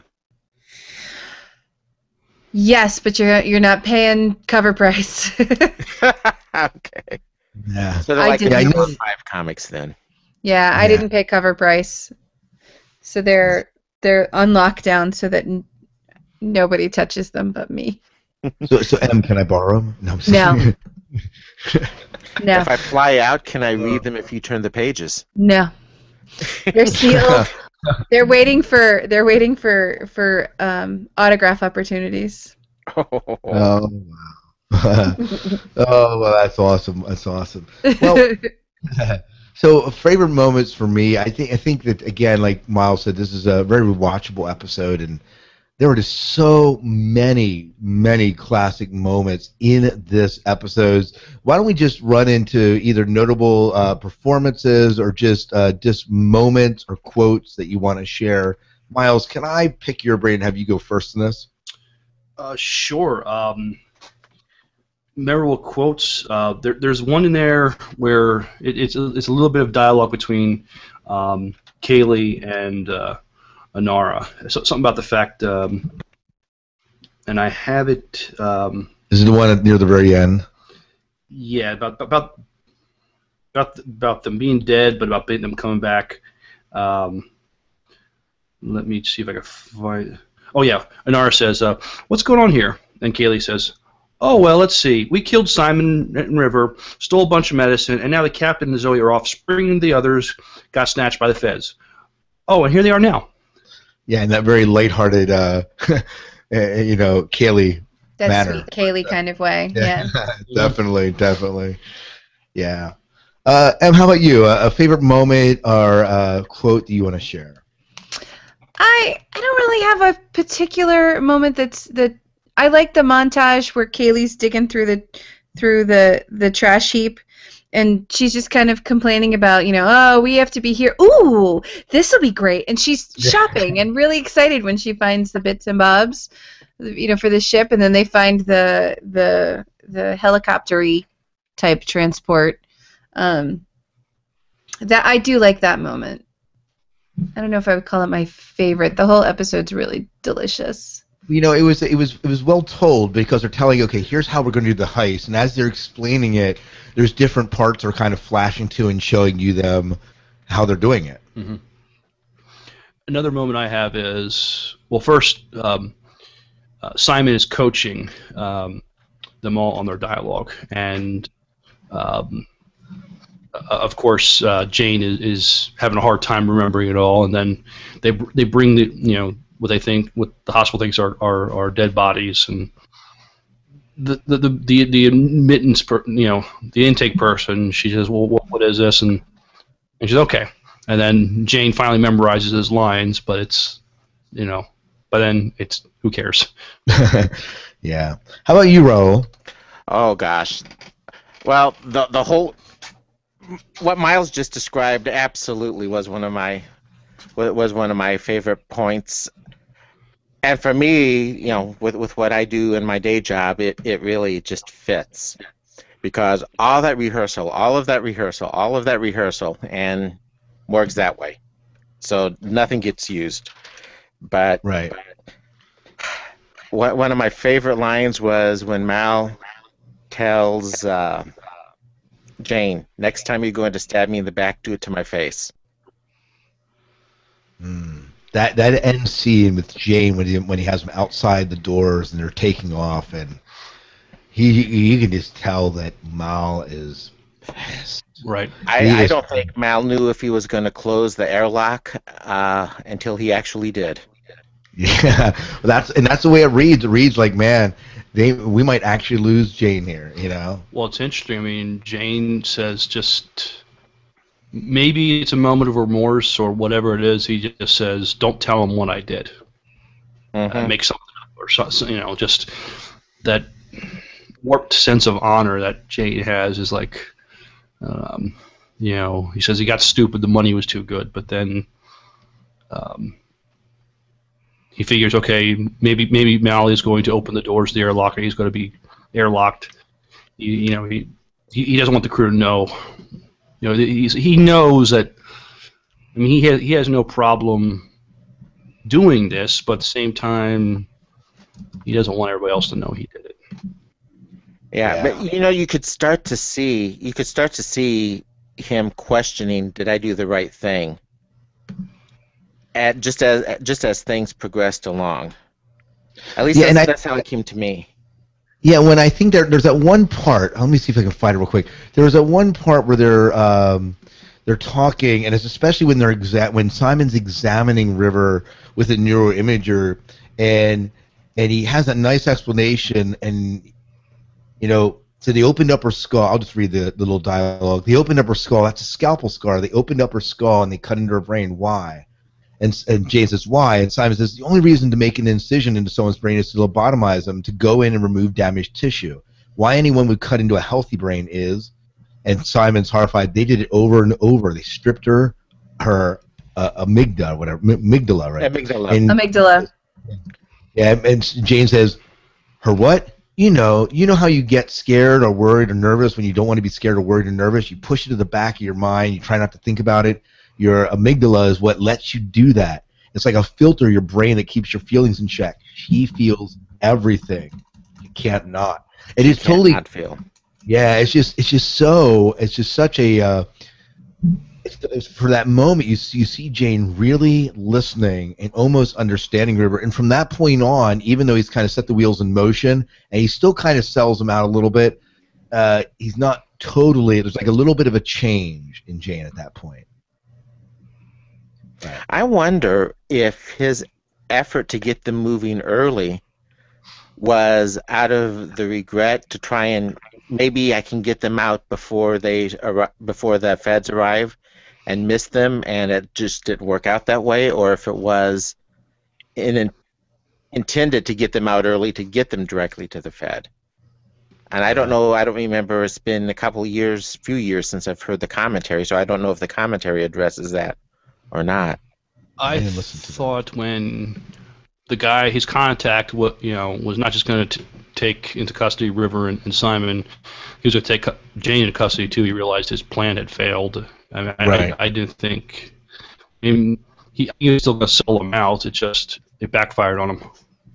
Yeah, that's the way I took it. By the way, just to come back to a prior conversation, Serenity Volume 3, The Shepherd's Tale we were talking about, is available on Amazon for $12. It's not bad. Yeah, hardcover. Oh, awesome. And you can get it, if you have a Kindle, you can get it for $7. I might have to. Yay!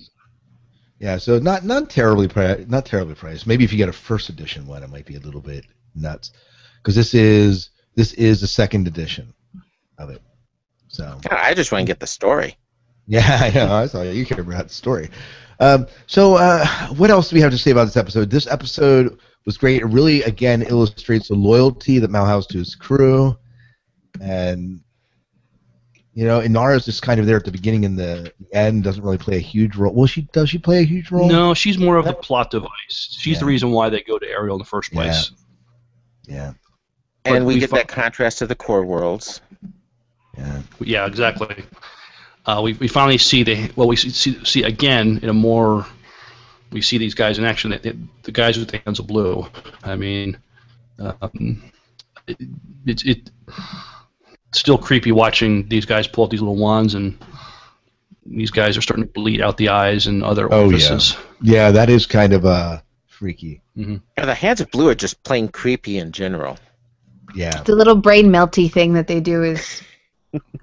it's as bad as those things in Stargate where like they put that little device against your chest and the light comes out your mouth and eyes. Mm-hmm. That just freaks me out.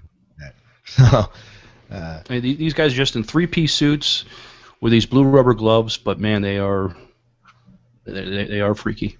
yeah, absolutely.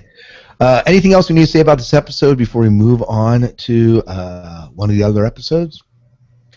No, just the fact that I might watch it again now. Yeah, definitely. Well, let's move on into war stories. Wow, let's talk about war stories and what people thought about this episode. Raul, can I pin you to go first this time?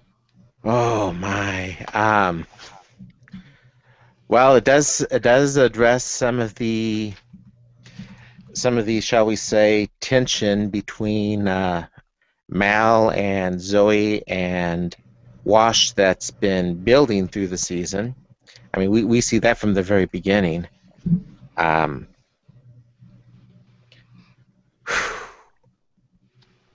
it raises. This is one of the reasons why I want to read the Shepherd comic, because we really see so much of just what's going on with.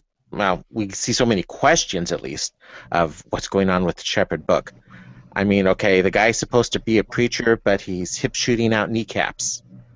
The guy's definitely got some really serious weapons background. He's able to identify the whole scene of their kidnapping. And what can I say? The rescue of Mal itself is just, there's just golly gee, bang bang boom, blow up type of action adventure, and then there's action adventure that the action itself is really telling a story. It's not just there; it's really telling a story, and we see all of that with Shepard. We see it with the others, and then it culminates. Well, that's where the line "No power in the verse can stop me." The River story gets a big push along. She ducks her head out real quick, ducks back, don't look, bang, bang, bang. And the look on Kylie's face when she takes out those attackers is just priceless. Yeah, definitely. We saw in the last episode, Ariel, we talked about how Mal will do anything for his crew. Here you saw the reverse of that. The crew will do anything for Mal. Mm-hmm. And Wash, but it's in a sense they're going after their captain. What was interesting about this was they took whatever money they had left, and from Ariel. Yeah, from Ariel. Niska agreed to he would give one of them up, and Zoe's reasoning for rescuing Wash. I mean, it's not Wash is not a soldier. I mean, her and Mal have fought in the war. They've been wounded together. She knows Mal will probably, out of the two of them, who's going to survive this a little longer? It's going to be Mal. And even Wash even says that Mal kept him from he was going to break at any time, and Mal kept him from breaking. Yeah, that entire conversation that him and Wash have while being tortured. Mm-hmm. Now I'm gonna admit, let me back up, that when this episode opens and watching the torture of Niska, that's pretty hard to watch. It was pretty hard to watch for me again. I don't like say, ooh, look, there's a torture scene. Like, I don't get into the Saw movies or anything like that. So seeing torture done was hard, and I almost said, wow, do I really want to watch this episode again? And then I got to the part where they were torturing Mal and Wash, and if someone can make torture humorous, it's Whedon. Because he does. That entire conversation Yeah, he goes, hey, you know, he has, Zoe and I got a history. I figure you got to be asking yourself some fundamental questions about the nature of that history. You never slept with my wife. Oh, that a fact? You know that for sure, do you? You ever ask her? And they get electrocuted again. We've been together for a long time. And, you know, the line, and then they echo it back on the ship once everyone's back on, and that it continues to be funny, like, it was the torture talking. Take me hard. You know, it's just hilarious in the middle of a what it could have been a very disturbing torture scene. Right. And as it goes on, what you realize is Mal is doing that basically to help Wash. Right. So he's still in the midst of the torture, looking out for his crew. Mm-hmm. Yeah, despite the disagreement. Tell me your thoughts about this episode. Any other parts or any other things that stuck out to you? So there's two very distinct. It's just a very distinct story going on here, and it's. I love the each episode you get a nice little. I'm sorry, I lost my train of thought. Each episode you get a nice little deep dive, even if it's just a shallow pool of deep dive. There's a dive into a character or two characters in the relationship. And Mal and Wash, I thought while watching, I'm sure at some point Wash has got to be a little bit feeling the outsider because of the relationship between of Mal and Zoe. I mean, they've lived through something significant and traumatic together. So he wants to be a part of his wife's life, and he wants to understand his wife more. And boy, does he get the opportunity to find out about what it's like to be his wife, but in not a fun way. I just enjoyed the dialogue between the two. Just the whole story being told with Wash coming to terms with what's going on with Mal and his wife, and that there's nothing going on, and he can accept, you know, the relationship more. Yeah, definitely. Miles, how about you? I'm just thinking of some of the. There's some great quotes in this, as there's great quotes and. Yeah, but no, this one was particularly, I think, quotable. There were so many different. There's so much dialogue that you can. Like, I'm looking down through the quotes. You and IMDb looking at them. There's like pages of quotes that are pulled off this episode. Why don't you pick out one or two? Tell us. This is where Wash. They're in the shuttle. Wash says about being in a firefight. Actually, I was fired from a fry cook opportunity, but I can handle myself. This is a very creepy one. This is when Zoe gives the money. Niska says, "I think this is not enough for two, but sufficient perhaps for one." Oh, now you have, this is shortly after he cuts off Mal's ear and before. Oh, this. Because they pull him out and don't they cut off the ear then? She gives him the money, thinks he says something to the fact that it's too much or something like that, but that's even more making a point of this is one guy you don't screw with because he's just crazy. Yeah, no, definitely. Are there other moments for Raoul M here? Other moments that stuck out to you? Other quotes that kind of stuck out? Well, quotes. I already mentioned that no power in the verse can stop me. Two quotes. Two of my favorite quotes. When Mal is fighting with Niska's torturer, Zoe says, "This is something he's got to do on his own," and Mal yells back, "No, it's not!" Yeah, and they just rain lead down. Oh, yeah, that's good. And the one other quote that you probably won't be able to discuss too much is, "I'll be in my bunk." Yeah, no, that comes up quite a few times. And that's a signature line that we've heard before, like when we see it a little bit later on, maybe in one of the other episodes. I like the reference to, was it Shan Yu? Yes. And the idea of, you you never really know a man until you like put him over the edge of a volcano, or you really see the real man, and the idea that Niska's searching for the real Mao, which I'm not sure he actually finds till after he's done torturing him. Does he really find the real Mel though? I don't know. We never really get I think when to Mao know gets Mel. honked off and breaks himself out more or less, I think we might be getting close at least. Yeah. I love that quote between Wash and Zoe. Some great Wash and Zoe lines. And then came the part where you lied to me, which really is for me the highlight of this whole adventure. Anyway, am I getting out of this with honor and dignity? No, you're pretty much down to ritual suicide, lammy toes. But again, wow, there's just so many good quotes. There's just wonderful dialogue. Wonderful dialogue. This is one of who wrote this episode? Did Whedon write it? Hey, should look back, see who actually got the writing credits. Yeah, I don't know, but this is like classic Whedon writing. I don't know if he actually wrote it or not. Looking. IMDb, please help me out here. Cinematography, music by, producer. I don't have the writer. I'm drawing a blank. Anyone? Yeah, I don't know if. Yep. But they obviously got the spirit of Joss Whedon in the. Oh, definitely. Cheryl Kane wrote it.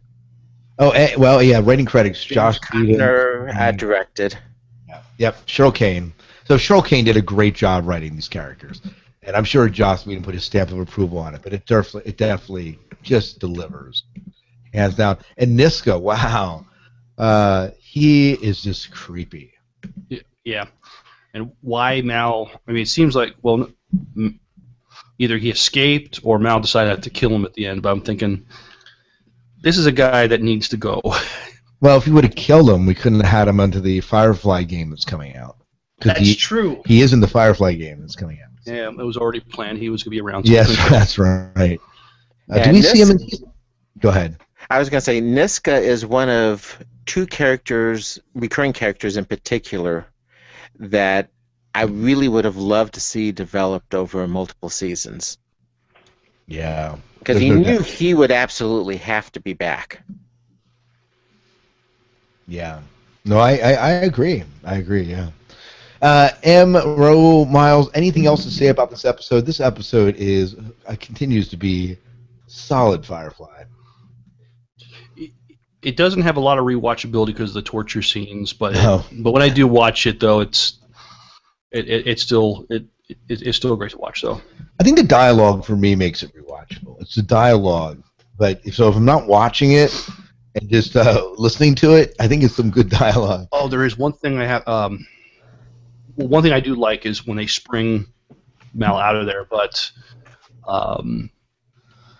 what's his name? Simon says, "I never shot anybody before," and Shepard's like, "Don't worry, son. I don't think you did here," or something like that. You know. Yeah.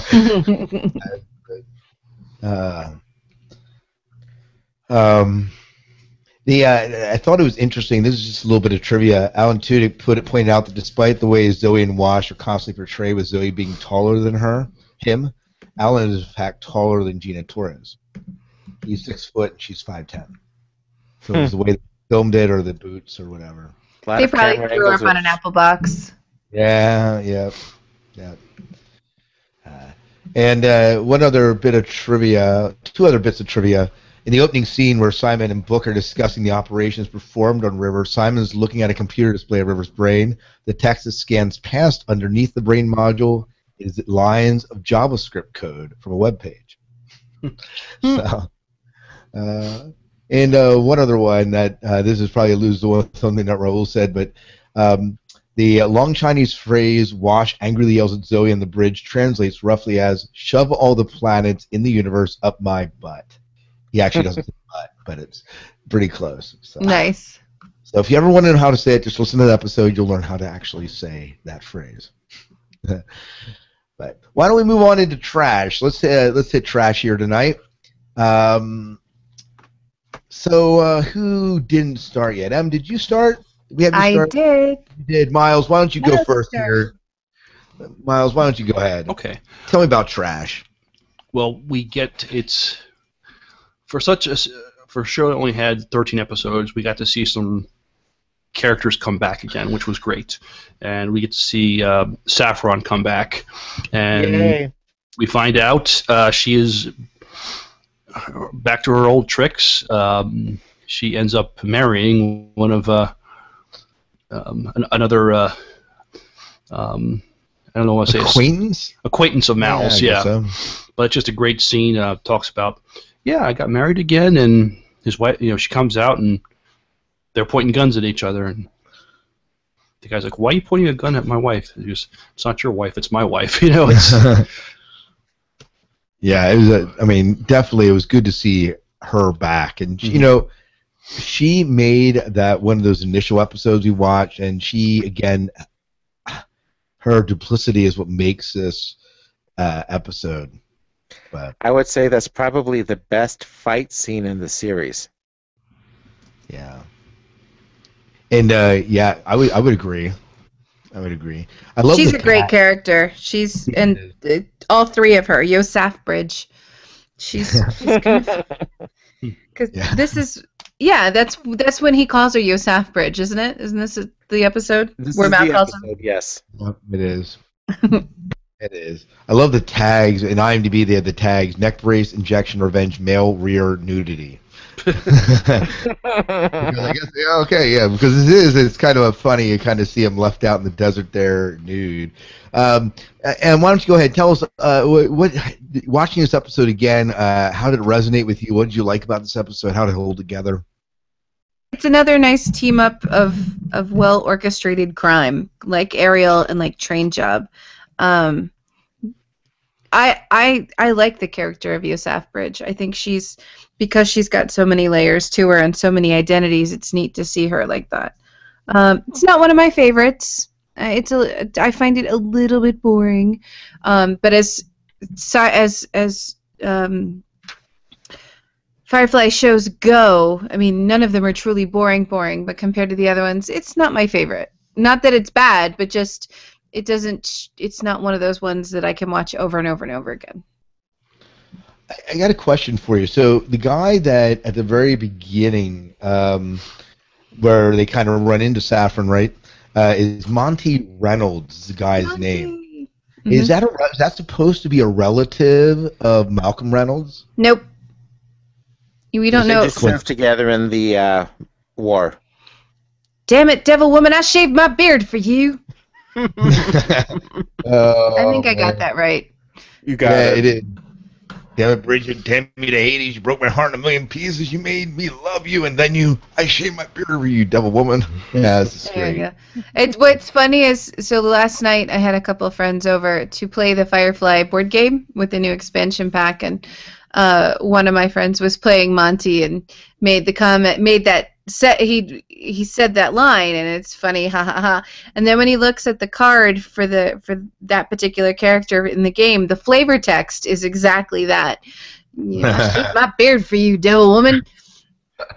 I enjoy that very much. Very, very, very good. What I like about they're just working out another heist and all that. It's interesting who is playing who in this. They know. Saffron says, if we tag team on this, we could sell this really expensive laser gun. We could all make some money at it. Yes, we don't like each other, trust each other, but if we work together, we can. This could work out for the best of it for all of us. Anar is like, how can you trust this piece of trash? And everybody else is like, and even Wash is like, I just have one question, and Saffron explains something. No, not that. Why is she on our ship? Didn't she try to kill us? Yeah. Yeah, I just thought of it as you were talking. The episode's called Trash. But there's multiple layers as to what that term means. Yes.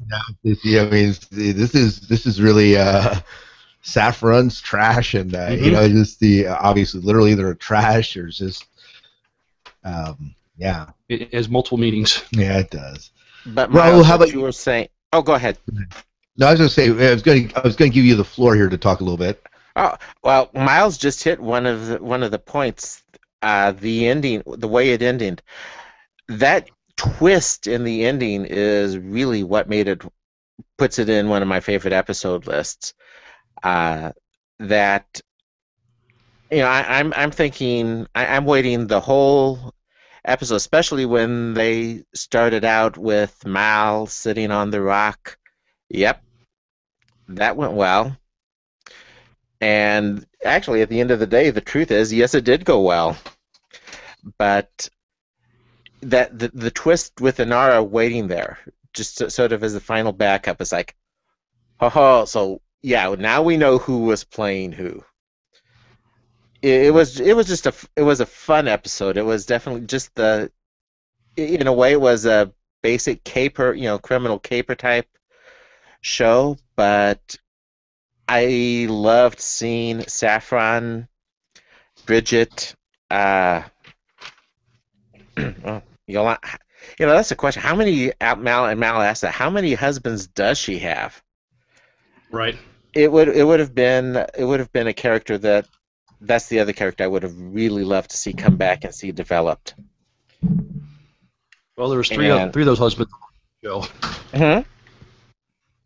There's three of those husbands on this one show. Mhm. yeah, and of course, being a River fan, I've got to say another one of my lines that I liked, or just one of the scenes that I liked, was when Simon and River are treating Jane, Oh yes. and Jane's paralyzed, so he doesn't get any additional injury, and Simon is spelling out exactly what happened and exactly how he's going to deal with it. Basically, I'm going to be better than you about this, because he's sort of taking Mal's approach. You're part of my crew. You're part of the crew. And River, at the very end, kind of looks at him. Also, I can kill you with my brain. That's a great quote. Great He line. probably can. He probably can. So I love the look on Jane's face after yeah. she says it. Yeah, we're still dealing, 2 episodes later, we're still dealing with the ramifications of Jay's decision in Ariel. Mm-hmm. And the idea that, do we trust this guy again? And this is kind of in a way, almost Jane's learning process. Mm-hmm. If there's some growth, I mean, I think many times Jane for us seems very one-dimensional. He's kind of the goof that doesn't quite think things through, and give him enough grenades and guns, and he's good to go. And give him Vera, right? And he's set. But I think we are saying if we were to see this series develop over a season, maybe two, we would have seen maybe some slow growth in Jane. I think we're seeing this slow burn because there's, he's being hit hard by what it means to be loyal and not just to sell out to the highest bidder. We saw an example of that. I forgot which episode it was, where we see how the crew originally came together, and Out of gas. out of gas, yeah. And Jane abandons his partner that had Mal at gunpoint, and it was entirely based on the money And the bigger room. and the bigger room. He didn't have to share a room. Yeah. And he had that conversation about Mal. They're in the cockpit or whatever, and Mal's having a conversation with them. He goes to Jane, "Well, why didn't you sell me out?" He goes, "Well, the money wasn't good enough." And then Mal goes, "What happens when it is?" He goes, "Well, that'll be interesting." So from the get-go that they have this, that he's not above the money. And that kind of sets us up almost for Ariel. Oh, it does. Mm-hmm. Yeah. Wow. Well, so, Raul, anything else from your perspective here? Oh, Some great lines in here. It's full of great lines. Yeah. Let's see what else. Well, he's my husband. He's my husband. Well, who in the damn galaxy ain't? I know. Oh, perfect. I did like this episode. I think I'm kind of in your boat. I liked it. I didn't love it. And if you heard it again, it wasn't because the writing, the lines are good. There's just something about the story that doesn't capture me about the same way that some other episodes capture me. And again, some great lines, but just not capture me. And I can't put my finger on it. And I think it has to come down to maybe plot. I don't know. I think it's just it feels like a simpler story in that I don't feel like any of them are in any deep peril. Yeah, I would agree with that. And maybe part of it is we just come off the Niska episode, and you're just like, well, the ante isn't quite as high. Well, after the last two episodes, I mean, there was a little bit of series or season pacing there, because you had two very intense episodes, and now we get a little bit lighter episode where it's just more of the characters, enjoying the play of the characters. Yeah. Well, I have two bits of trivia I want to share here. Big heads that wobbled. Yeah, what was that? I said I just found one of my other questions. They were little geisha dolls with big heads that wobbled. Oh yeah, yeah. The two bits of trivia I thought that were interesting. One, when Jane and Kaylee are attempting to install that new component into the trash disposal computer, the display shows a Microsoft Windows XP desktop with several open windows. The window that is on top of the other windows is Microsoft CD's Writing Wizard. The message indicated that the user has just finished burning a CD. It also appears that the cursor mouse is positioned over the Finish button at the bottom of the CD Writing Wizard.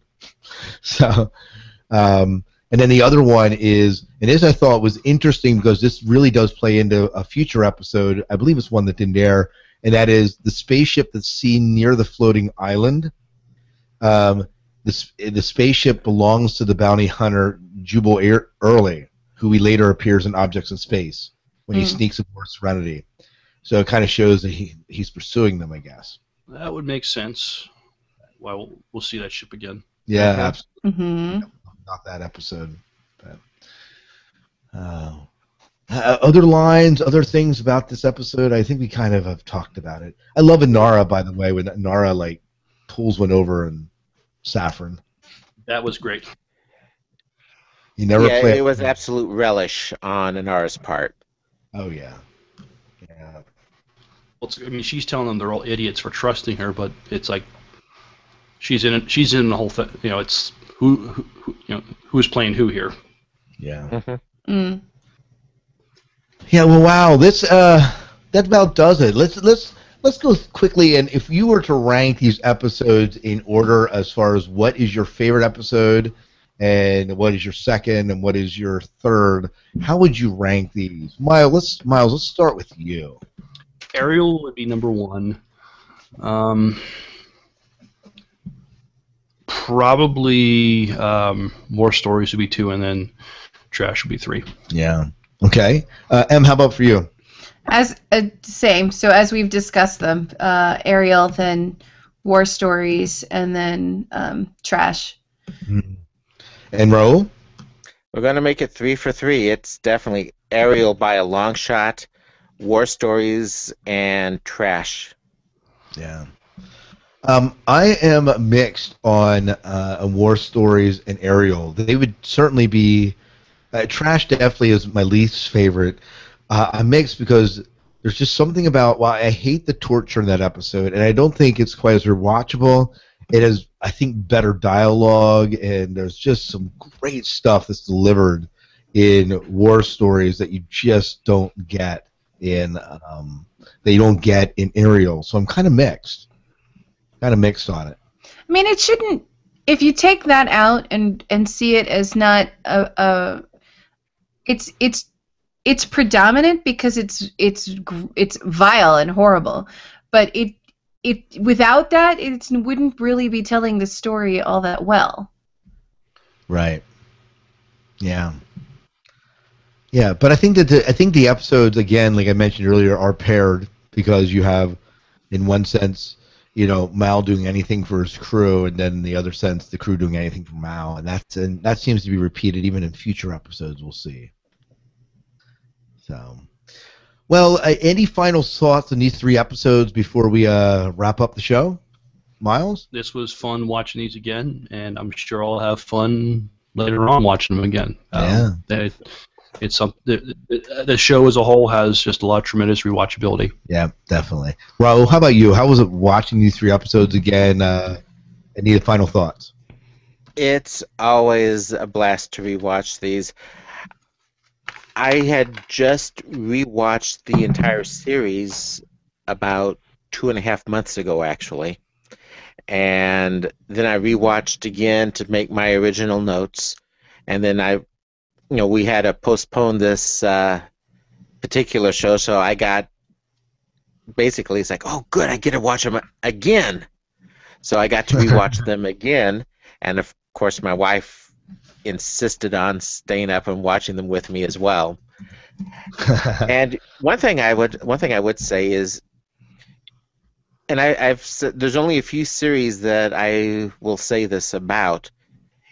Even the episodes that are my least favorite of the series are still great episodes. I mean, it's my least favorite of the series. That doesn't mean I don't like it. It just means that the others hit an even higher bar. No, I would agree with that. Yeah, absolutely. Yeah. And Em, did we get your thoughts? Final thoughts? My final thoughts are: it's always awesome to watch these shows.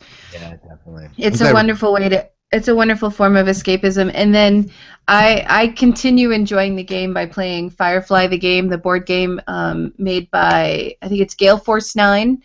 Last night we played with all the expansion packs, and it's a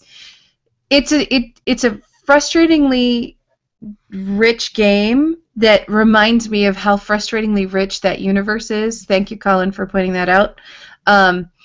It's neat. So along with watching the TV show and the movie, and then watching Browncoats, the fan film, and then play, there's different ways to relive this universe, and I do enjoy it very much as a whole. Now that's the same game that we played at Farpoint with you? So this one's different. This one's a much deeper game. It's a big board game, and you have your own ship, but it's not so much. The one we played at Farpoint was a cooperative version. This one is very PvP. So you're out for yourself, and the new expansion lets you pirate and board another person's ship and take their stuff, which didn't happen before. So it's very rich, like the Firefly universe would be. I might have to pick that up. You'll have to send me a link to it. I will post a link into our Facebook page so everyone can enjoy. That will be awesome. That'll be awesome. Well, and I think I agree with what you folks have said about it. That and Raul, especially with what you said. Just because we're like we rank these episodes, it doesn't mean they're bad episodes. It just means that the others were kind of at a little bit higher bar. Still some great TV. I mean, some of the best TV that we had, in a long time, and even since. There is some good TV out there, but this certainly is good quality TV, and the 13, 14 episodes we have just weren't quite enough. But this is something special, and I don't think anything this special will ever be repeated again. Yeah, we say that, but it might, Miles. I'll say. put it. Now, don't tell me that you're going to start this whole, bring back Firefly. We all know that Firefly will never come back as the Firefly that we know. I wouldn't do that. If it comes back, it would come back in a new iteration or a new part of the verse or a new crew or maybe a future. But when I've been in a conversation where someone comments, they should bring the original cast back. No, baby, they're not gonna. Yeah, never gonna happen. You can't. Don't try and and rework the magic and make it happen again. But It'll we work are in the hole. Yeah, we are not hearing any rumors of any sort of reboot whatsoever. The best news we're getting is on this game, this massively multiplayer game that they're developing, and Oh yeah, I'm on board for that. I can't wait to play so that MMO. that's about it, and that's probably the closest you're going to see the original crew back, because they got most of the original crew back to read lines and record little segments for it. They all agreed. They all agreed to be a part of it, which was awesome. Yeah. We had a 5-issue comic book series that took place after the events of Serenity, so we could probably see a comic book series here and there, maybe even a book, but that's what we'll get. Yep. All right, guys. Well, let's go ahead. We're going to wrap up the show. Before we do, Raul, I want to give you a chance to just plug your show and tell people where they can go ahead and find your show, the Babylon Project podcast. Well, if you're a Babylon 5 fan, and I will say this up front, Firefly was the show that I thought, if they had really been able to follow it through, tell the whole story, could have hit the depth and richness of storytelling that we saw in Babylon 5. It certainly showed all the possibilities of it. If you're a Babylon 5 fan or curious about Babylon 5, you can find us at www.babylonprojectpodcast.wordpress.com, and you can also find our show as the Babylon Project Podcast on iTunes, or you can find us there on Facebook. And we're about 7 episodes into the series of Season 1, and putting out new episodes at this point just because of life raises its ugly head. We're putting out episodes about every 2 weeks, and there'll be some occasional special event episodes as well. Awesome. So make sure you check it out, listeners, if you like Babylon 5. Raul, it was great having you on the podcast tonight. As always, yes. I always love any chance I get to be with you guys. This is one of those cases, like I said, life had sort of reared its ugly head, and I've largely disappeared from the online world for several months now, except for the Babylon Project. So this is, I couldn't ask for a better group to stick my nose back into the cyber world again. Yeah, absolutely.